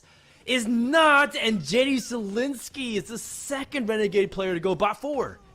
I think he might have been the victim of the Viego bug there. It looked like he had a cast that should have done damage, killed a unit, and reset, and it just didn't. And I'm not sure if it would have swung the fight, but definitely the potential to do some tough 5th place finish for JD. And we have very clear lobby separation. 4 people very dead already in the middle of stage 4, or stage 5, excuse me. And then you've got 4 players, all of whom are very, very close to each other in HP, so this feels like it's anybody's lobby. I would love checking on Dish Soap. We have not gotten a chance to really take a look at his board and see what he is working with, but we do see Precedent's board for the time being with a very cool iteration. He's playing the Jinx with the 4 Duelists, the 6 Laser Core, and with what looks like AP carry Zed to me. Yeah, it's AP carry Zed. This is actually something that, it's not that people are playing APs, that more people are slamming things like Thieves Gloves on Zed for tempo because you're prioritizing your 3 cost carries, as you can see. And therefore, people realize, wait, Zed with like TG and sometimes getting random AP items isn't the worst thing in the world either. Really cool, flexible thinking here from Precedent. Don't forget, he started this game with Jinx support augment, so he's still playing this 3 Prankster, fusing a lot of new ideas that have been recently entering the metagame. This is Precedent at his best, being able to get this guaranteed top 4 and play with extra credit. The problem is that the flexibility of his composition means that traditionally he caps lower, but he's still able to get the victory. And now Precedent, look out now, he's on a win streak. Very nice. This is a hallmark of what makes Precedent a special player. He's a creative thinker in the game. He is not going to do what we saw Humbug do in this game where you tunnel on a certain set of units. He's very open to what Mortdog is offering him and trying to make it work. It's an excellent top 4 from him. He's win streaking. Can he find a way to actually cap out from that spawn and get a W? It helps that he's against another board. You were right. It was right to call. He did not want the Hacker Emblem. He went with He went Ancient Archives 2, grabs a Bruiser, a Brawler Emblem, and a Hacker Emblem, which were not the droids he was looking for. These are not particularly strong emblems to have. It's a pretty weak state of board for Dish Soap with 3 items onto a Yasuo 2. He's got items on this Renekton 2 as well, and very far from BIS on this Zed as well. So Dish Soap is just trying to get the job done as best he can, but it's a really nice top 4, quite frankly, from his position. It's hard for me to envision that he's going to do a heck of a lot better than 4th, maybe 3rd with his current board state, which just feels like it's been thoroughly outscaled by the rest of the lobby. Yeah, I mean, his Ancient Archives was just to get him a top 4. Just was also leading the pack in standings. We see that first place in the bottom right corner. So by all means, a top 4, very solid to continue his campaign. And it's actually quite fitting that Precedent and Dish Soap playing the same lines, kind of holding hands at 3rd and 4th. It feels like there's it almost feels like there's an emerging bromance going on with Precedent and Dish Soap. Not only are they complimenting each other all the time publicly on their streams and whenever they're on podcasts, but also they prepped together this morning. They were in a call together, just going over lines. Soju was just kind of third wheeling and listening in. And there's a little bit of an interesting new fusion of ideologies of whether or not you can take someone who's creative and spontaneous, a little chaotic like Precedent, versus someone who's logical, methodical, and very measured with Dish Soap. It might end up breeding a new type of North American TFT player, which gets me all kinds of excited, Bryce. I love it. The evolution of North American TFT. We led off the broadcast talking about this at the beginning of our journey to see if we can finally take down China in the World Championships, and putting some of the better minds together and to evolve our overall capability is really good. Speaking of evolving overall capability, Juke Yu played a really nice game here. He tempoed this out into a capped legendary board, playing a bunch of good units, not leaning into the mech at level 9. We talked about duelist tempo. We see Precedent and Dish Soap getting stuck on these lower cap iterations of boards like Laser Core. Meanwhile, we've got a very high cap board, a lot of 2-star legendaries on the field for Juke Yu. Plus, he's got that Samira carry, probably the most consistent AD carry in the back line. I mean, now the Zeds are just trying to duke it out. It looks like Disto President are playing for a potential 3rd and 4th place, while the top 2 players are just seeing who can jockey for that HP lead. Precedent is starting to overwhelm. Dish Soaps are, but it looks like the Zed able to clean up too much of the back line. So Precedent ends up taking a loss, and every single point that Precedent can muster, because he is behind, is huge. Take a look over at Juke U's board, who is one of those successful mech players. It really comes down to the players in their slots, the 2 mech play or the 2 capped Samira boards versus things like the laser core tempo boards.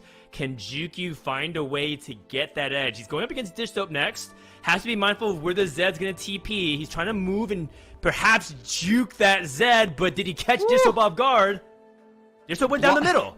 The blinding speed on that fake and fake back, it is going to be able to get the job done, and I think, quite frankly, he's just a lot higher cap than Just is at this point, so I have to imagine this is a fairly easy fight win for Juke U here. We've got that Nunu that's just rolling around, ramping up that ball speed. You got the Samira that's completely unthreatened in the back line. Dish Soap's going to be exiting here. It looks like Precedent is able to get a fight win, actually, in the mirror, in the other fight going against Conte, which is really big, so Precedent is putting himself in position to be able to eke out that 3rd place, which is really big.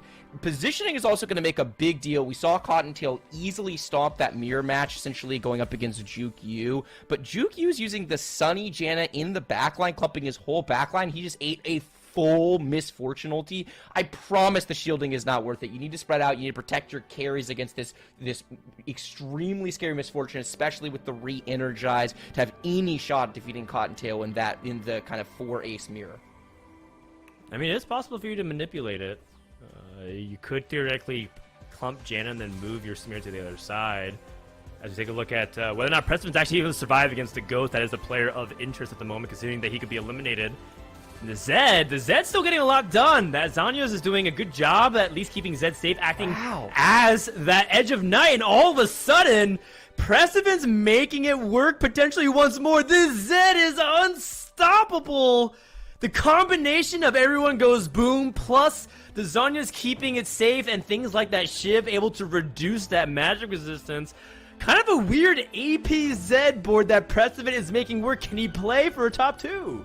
He also benefits from getting the matchup that he did, because exactly what I was talking about, declump, but he created access because Juke U was playing the other board, so Precedent got his Zed directly onto the Samira like right away, and insta-kills the primary damage for Juke U. Juke U has a lot of powerful units on his board, but most of that damage is really coming out from the Samira, so Precedent gets a really, really nice fight win, and maybe, just maybe, finds his way into a top 2. We could easily have a double kill here. It's on the table, given the matchups. If Juke U is playing against Cottontail's board as the Ghost, Juke U has won that match, or has lost that matchup fairly decisively both times. Meanwhile, Precedent going up against Juke U. So how is this all going to shape out? Who is playing who's Ghost? And Precedent, maybe some last minute repositioning on the Zed. He also gets a Shroud to place here, which could be big into this matchup. Yeah, pay attention to whether or not these pranksters can run big. A huge Shroud from Precedent on Juke U's back line, but whether or not the Zed can get access to the back line is going to matter and make all the difference in the world. Zed is now working onto the front line. That's not what Precedent really wants. Kill Command is now working onto things like the Alistar, and I'm pretty sure the miraculous Cinderella run Precedent ends here. Fantastic job to even threaten for a top 2, but without perfect precision positioning with that Zed, was just not going to be able to get that job done. So now our top 2 has been settled. Can Cottontail seal the deal and potentially take that first place in the standings? He's only 2 points behind Dish Soap, and with this first place, would leapfrog him and now put him as the leading candidate to go into that penultimate lobby and potentially win this tournament. He's certainly favored to do so. This board is just much scarier than Juke U's. He has 2 fully itemized, terrifying carries in the backline, plus he's got a well-itemized mech. A last-second reposition should mean that it's Leona. Actually, it's a 50-50. It's going to be big. It looks like Leona is onto the mech immediately, which is a very big deal for Juke U's board. If somehow he can cut through this mech and maybe get enough damage, but the 4-ace, oh my god, the Urgot ulti, so much CC coming through. The first Misfortune cast gets the job done against Juke U. That's all she wrote. An easy fight win here for Cottontail, an easy lobby win here for Cottontail when it was all said and done. If the 1-star version of his board was going to get it done in Stage 5, the 2-star version of his board certainly gets it done in Stage 6. GG Cottontail, very nicely played first from him. Wow. Samira first, Samira second. Laser Core third, Laser Core fourth. We're starting to see the trends. We're kind of picking up what these players are putting down. But I do want to kind of talk about the augments that we saw. A couple of spat gambles with the Ancient Archives and Earth's grab bag picked up by Dish Soap and Humbug. Dan, you're really good at analyzing the performances of some of these augments. Oh, thank you. I know you're the math guy. What are the worst performing emblems? Like, what are the hard What are the avoids? worst performing emblems? The worst ones, besides like the renegade looking mascot one. Like, or can you really just make anything work? I don't know. Unfortunately, I'm not Dissop. I don't have tactics.tools memorized and be able to tell you what is the worst performing emblems, period. But it probably is not what Dissop is looking for with Brawler. I think when you take things like Ancient Archives and you're playing the Laser Core, I think Dissop is looking for additional Laser Core emblems. And I think a lot of people are memeing things like 9 Laser Core because for example, there's a build out there going out where you can build Blitzcrank 3, give him Stoneplate Gargoyle and the Laser Core emblem. You trap him in the bottom right corner. You put like Senna and Vayne or whatever else in the backline, Ashe. So that way all the Laser Core units die. And then finally, 15 seconds into the fight, you unleash this Blitzcrank 3 with 18 drones basically like shooting down everybody, which is really funny. Aircraft carrier. We call it Aircraft Carrier Blitzcrank. It's one of my favorite builds currently in metagames. Super funny. And also, once in a while, it actually does do really well in lobbies. But, as much as that's as a meme, it is possible that 9 Laser Core is still really strong in tournament environments like this as well. So I think Dissop was looking more for that. I don't think Hacker Emblem is that bad. I think it gives his Zed a lot more longevity into fights because, sometimes it's really important for Zed to be able to heal back quickly after taking that big misfortune ult. Overall, I really like the way the lobby was shaked out. I do think that these Viego players didn't cap out nearly as high as they could have been. Because I was concerned that players like Humbug, for example, should have been able to make that win streak if he was able to be a little bit stronger. So overall, I think that the lobby made a lot of sense. I would love to see Humbug play a little bit more of a solid board instead of just full open into that Renegade board. But, gotta give props to Dissop Precedent for getting those top 4s, and props to Cottontail and Juku for being able to see what they do. I also, really fast on Humbug specifically, we talked at that critical juncture on Krug's, the itemization decision, where we were talking about him likely building a Kook Cone, and instead he builds a blue buff. And what we saw is that his Viego never got above the threshold to get the damage to do the resets, and it's part of the reason why Chalices are rapidly rising in prioritization for people when they're playing the Renegade Viego line. So I think that itemization decision ultimately came back to bite him pretty hard, as well as some of the unit stuff that Dan was talking about throughout the game. And we almost saw something cool from Humbug where he got the Renegade emblem, speaking of emblems, on a fiddle, but then he frontlined him, and we didn't get to kind of see if that would have turned into a cool fiddle situation. But speaking of things, just what to do and what not to do, Bryce, what are some hard avoid lines when it comes to one-cost hero augments? For example, G, this is the second time we've seen a Poppy augment go bot 2. Are we avoiding Poppy? What are just like the worst one cost to get these days? I don't think we're avoiding Poppy as a starting point. If I talk about avoiding Poppy and Pokygom is anywhere in a vicinity of this conversation, you'd be so disappointed because both of the Poppy augments are considered quite strong, actually, and can both be played around. It's kind of you know, and if you don't, you don't. So I don't think there's an issue. They both perform fairly well in the data, and they can definitely be played around. I don't think that the augment selection was the issue. Part of the fun of hero augments is, look, I'm not going to tell you that every single hero augment is created equal. They're not. Endless pizza. But there are paths to making a lot of these niche augments work, and if you study the other regions in particular, you'll start to see that there are augments that we in North America consider to be unpickable that actually are quite pickable and can be played around if you know the line. So that's part of what makes TFT such a fun game. I know, that's why it's hard to analyze the numbers. Is it the augment performing badly, or is it the person, But we do know who performed the best. Let's check out the winners from the lobbies you did not see. Of course, everyone's playing at the same time. We got Cottontail with the Misfortune for Max. Chowed in with a vertical defender Nunu carry. I wish we got to see some of that. That's pretty cool. The Poppy skills with a Mech Samira. I'm glad you can squint and read that. And Kai Vix with a Vi augment with 3 Prankster. Now, this is some creativity, Dan. Yeah, I mean, 3 Prankster is very underrated as a front line. I think most people just obsess over mech, and I think 3 Prankster is comparable to Mech, and the best part about 3 Prankster is it's way cheaper of an investment because you actually don't need like Echo to be a 2-star to get a really strong 3 Prankster dynamic. And I love that Precedent was able to lean into that, right? He took the Jinx augment and played Laser Core, prioritized 3 Prankster, and because he took New Recruit, was able to kind of best of both worlds. Did lose a little bit of that combat strength that you can get from the Prismatic augment, but I think that's really creative. And ultimately, I would love people to explore more of those front lines. You don't need Mech. Yes, it won 2 of the lobbies, but you're seeing other people get it done through a multitude of different ways. Bryce, I mean, I guess I'll just take back everything I said about Poppy. Apparently she's goated enough to get a first with vertical defenders. And here's how kind of the lobby shaped up. Ramblin' at the bottom, Setsuko at the bottom. What is happening? TFT is happening. First of all, Poppy heard you talking about her, Lemon, so, you know, simmer down over there. A lot of players actually was doing really well. Wajan Iverson goes bot 4, which is you know, not very good, although I think he's still probably overall fine on points. Just up gets a top 4. Bosso skills, you know, bounce back game for him. He goes 8-8. He desperately needs some points. I don't even know. I think it's probably mathematically possible for him to get in the top 16, surely, if he goes 1-1-1 from here. But just having the mental fortitude to bounce back in that situation is really good. Bummer for Setsuko because he was really cruising. And Ramblin', who was middle of the pack or a little bit lower now, with that 8th place finish, it's going to be a lot harder for him to find his way into these final lobbies. And our winner from yesterday, Iniko, gets another top 4 after a bounce back from, I think, the 5th.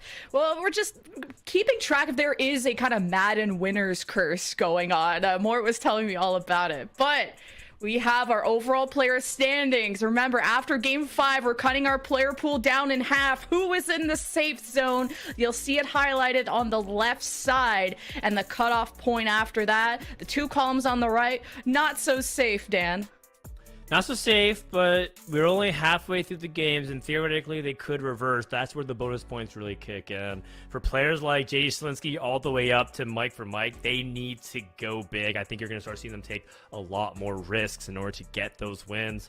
But a lot could happen. And on the other side, will these players take it a little bit more conservatively? You know, Shaun, DMD, and Yogurt, just being very candidly, a lot of the games I've been watching play themselves, right? We saw in the very first game, Yogurt almost got an impossible way to bot 4 with Underground and to Make It Rain and to, like, set on the carousel. So we'll see if that continues, if they're able to turn those because, you know, the way tournament variance works is that it could easily flip. You could also be the one low rolling the second half of the day. It's those spots that you have to mitigate because all these players are capable of playing from high roll position. It's really about when you aren't high rolling. That's really what defines you as a top player in the region. Ooh, we got 2 more games to go before we start telling some players to go home or stay home, I guess. So before that happens, going back to Ancient Archives, because this is such...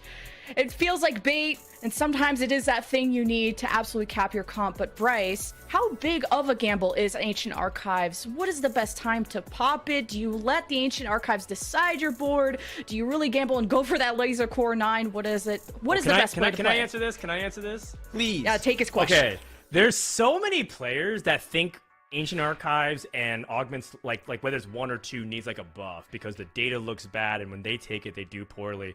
But so many players in TFT, especially in tournaments like this, want opportunities for skill expression. That's exactly what Ancient Archives is. It gives you many situations, and just like what Jen was asking, like when do you pop it? Are you tailoring your board? Do you just rip it immediately? Is exactly what you are asking for, TFT players. So stop asking for things like Ancient Archives to get buffed. Use your brain. Stop asking the game to play it for itself.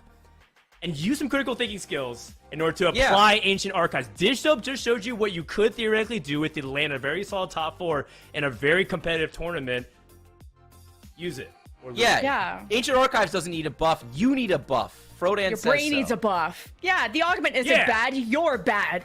Tell them, Dan. Get on the bike. This is why you're back here. Our game is loading up. We're in the loading screen right now. This is exciting. We're going into Game 4. And really, we say goodbye to 16 players after Game 5, and we'll update you on the standings shortly. And I'm ready to be proven wrong about Defenders and Poppy, but it sounded like that Poppy player also needed like 2 Defender augments to reach that vertical. And maybe Samira Laser Core will just dominate again. Who knows? I was kind of interested in some of the Zonia Portable Forge. I've been interested to see if win streaks really can just turn you into a bot to maybe even some Cursed Crown. But Bryce, the loading screen, the Precedence internet is costing us again. Did you have anything to add to Dan's answer about Ancient Archives, or do you just avoid it because you don't like the gamble? Oh, I think it's really interesting augment. I'm avoiding it because I'm not good enough to make full use of it. I do need a buff. Mort Dog, if you can hook me up, that would be really great. I would love some extra hours in the day that you're just dedicated where I get to play TFT. That would be great. But look, Ancient Archives is not in a bad spot. There are times where the emblems feel on the weaker end. There's not a lot of transformative emblems, but there are a lot of really powerful emblems right now. Ox Force is really good. Renegade is really good. Prankster is really good. Laser Core is really good. Duelist can be really good. There's a bunch of different augments that you can get that can have an enormous amount of impact on your board. So to say nothing of things like Sure Shot, being able to enable you to go to 4 Sure Shot, like there's a lot of different things. So if you get it, it's seldom correct, I think, to take Ancient Archives and sit on it for a long time, but if you're a flexible player, if you can rip it and then take what the game gives you, you're not always going to get the best options, but you're usually going to get options to work with if you're capable of playing wide. If you're not capable of playing wide, maybe you skip that augment. We'll see if these players are capable of getting a top 4, because they're going to need it to get into our final game. So our game is ready. Dan, Bryce, have fun. Oh, I'm having a blast. Welcome, everyone, to game number 4. It's Lobby D. We're going to hop on board with Kyvix. At this point, I'm just ready to say it. Kyvix is the most underrated North American player. We talked about the Madden curse with Mortdog and Admirable.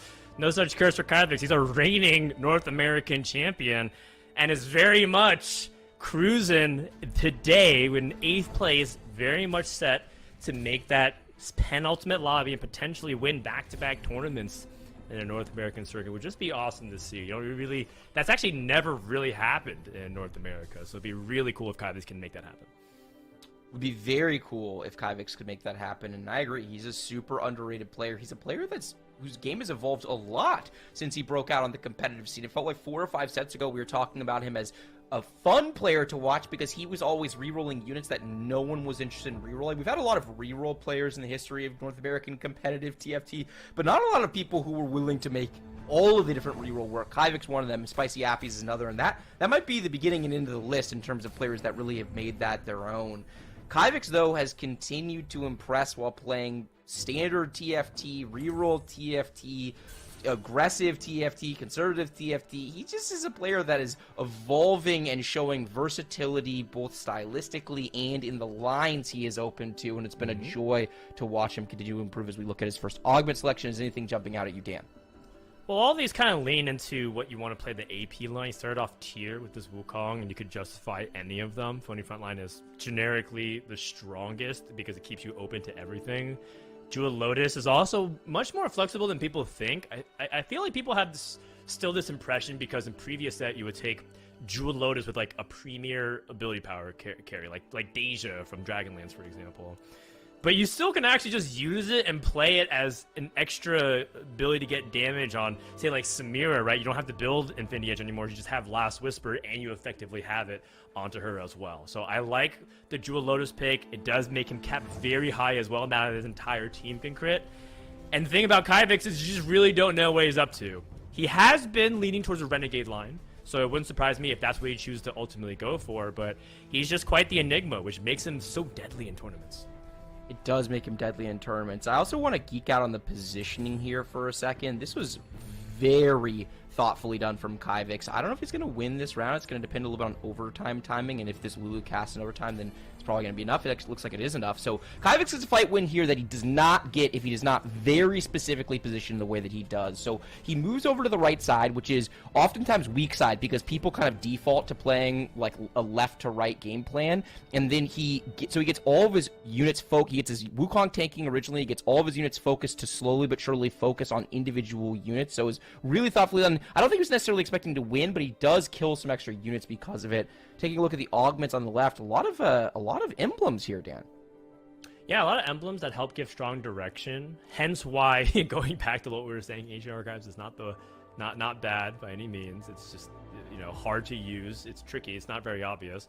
Anima Squad is very good if you want to just lean into it. It's also a very strong tempo tree, which is kind of what fits the bill with Soju. I think one thing that's clicking really well with this patch in particular for Soju is that he's actually gravitated towards being a very strong tempo player in tournaments. Very much a departure from what you've seen in his solo queue lobbies, where he is willing to just, you know, completely greet it for a level 9 and then die. That is known as the Soju special. In tournaments, he's completely opposite. He actually plays for top 4s only, and is willing to play for first if he gets the spot, but only if he secures the top 4 first.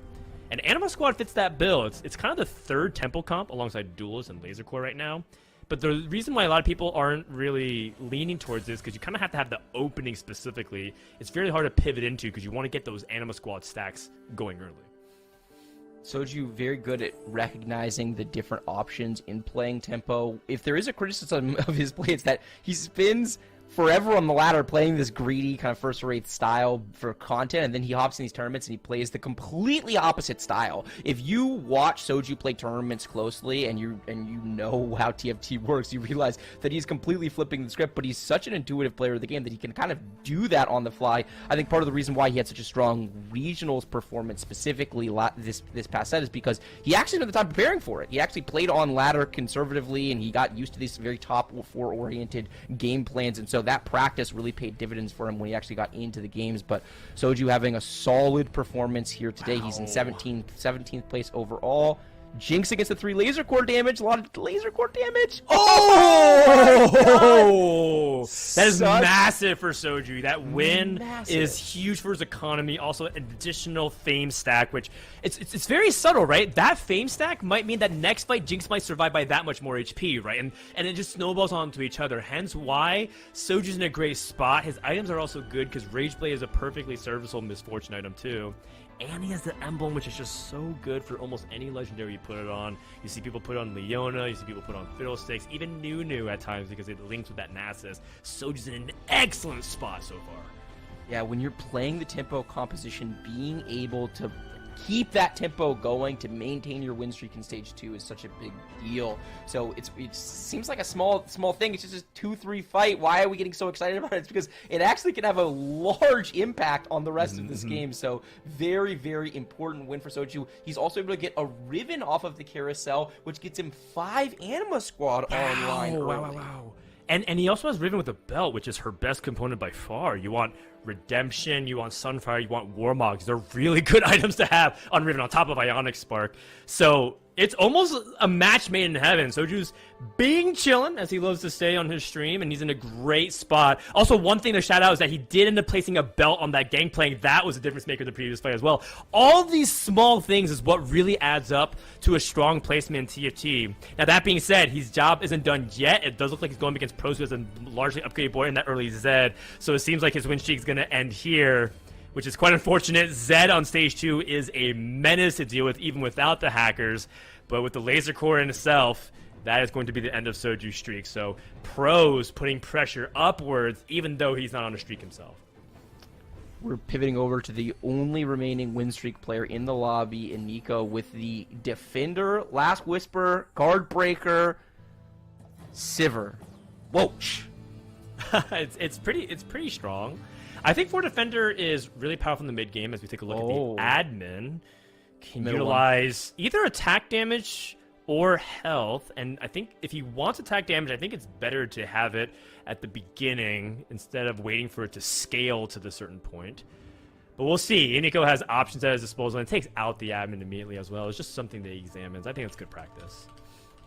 Very good practice. A lot of players are not in the habit of checking admin. You really need to be. It can absolutely affect your game plan. And all 3 of those were pickable for him. It'd be really interesting to see which one he selected and if he chooses to opt into it, because I could easily see his best board involving admin at some point in the mid game, though it does depend obviously a lot on the units he's going to get offered. He would love to get Sure Shot in here if he can find a Senna to complement this Sivir. That would be really good. And then obviously when you're playing defenders, oftentimes you do want to go up in the tree like we saw Xiao Dan do in his off-stream win, getting to the 6 defenders. That could easily be the case for Nico in this game. Yeah, so these defender is no joke. You just get so much armor that I think people aren't really anticipating. You get hundreds of armor for all your defenders, plus it doubles for the defenders themselves, which is really, really strong. Or not double, it gives you extra for the defenders. And so I feel like people just forget that you can simply like have defenders as your front line if the lobby is mainly AD. But there's a couple of players that kind of refuse to do that. Ramblin is known for being an AP player, already has this double Sona and this Spark. Ramblin in a really tough spot. You know, quite frankly, that first game that we were watching him just seems that he struggled a lot because of his itemization. Took another ace place in that last lobby that we didn't get to see. He needs to go big here, Bryce. I don't even think a top 4 is good enough. I think he has to go top 2 or better for the rest of the day. That's right. Maybe he can find his way into the 16-player cutoff, right? If he has solid performances in the next 2 games, but it's not going to be enough to get him seriously in competition for the big cutoff at the top 8 players at the very end of the day. So look, one game at a time. That's how it works. And if anyone has solid mental, it is this man. He seems inflammable. I would have been giga tilted the way the first game worked out, both in terms of the itemization and then also the 3-2-4 cost hero augment that wound up spiking the lobby. So basically everyone in the lobby except for him. But Ramblin is just doing what he can, getting set up for what could potentially be a pivotal hero augment again on 3-2, playing in that AP flex line. He is very likely to wind up rolling down here on 3-2, and it's going to be a fun roll down to watch because there's a lot of different units that you need to be open to if you're playing this flex 3-cost AP line, and Ramblin is a master of it. Yeah, I hope that it works out for him because the problem with this 3-cost AP, as much as I'm a big fan and believer of it, if you're not able to stabilize, the game can kind of end right here for Ramblin because he's not going to be stable on stage 3. Then he takes 30 more damage between now and stage 4, and then he's not going to be able to have enough HP to stabilize. Luden's Echo is fantastic to get things started, though. Gives him a lot of damage if he wants, and that is the one thing his composition lacks. I'd be surprised if he ends up going for something like threat level maximum. Oh, he rerolls. Interesting. I mean, he doesn't have the blue buff yet, so the power of the Ludens on his board is going to be relatively limited. He also might be leaning into Viego as his primary out here, and this could easily be influenced by the fact that he didn't get offered hero augment here, by the way, because if you get offered hero augment here, oftentimes you wind up with 3 costs, so then he would lean in. But because he goes gold, he's got a 75% chance of getting hero augment on 4-2, which means playing into the Viego line makes a ton of sense. And this is the way in which Ramblin makes decisions in the game of TFT. It's very thoughtful, it's very methodical, and if you have questions for him, he's always going to have a good answer. Doesn't necessarily mean you're going to agree, but it does always make sense. So I really like the fluidity of his thinking from this spot. I do like it. I can't help but notice, but also Ramblin, once again, stuck on 4 components. It just feels like he's constantly under-itemized.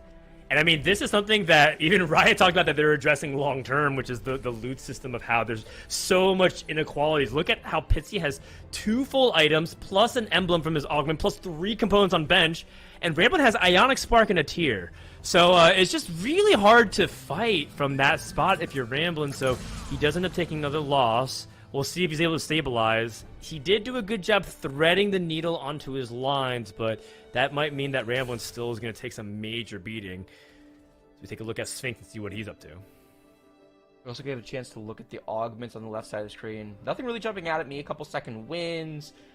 We saw Ramblin with the trade sector. We saw Wajan Iverson opting into the Sunfire board, so it doesn't have anti-heal and exiles. A couple of portable forges. Nothing really surprising. This is all pretty standard stuff. Anything exciting from your perspective? No, I mean, this is pretty standard. The fact that he has 3 full items plus an Obsidian Cleaver is just really strong. I mean, Sphinx is just, he has a really solid opening, and the most important thing is that he doesn't get too crazy because his economy is a little bit on the weaker side.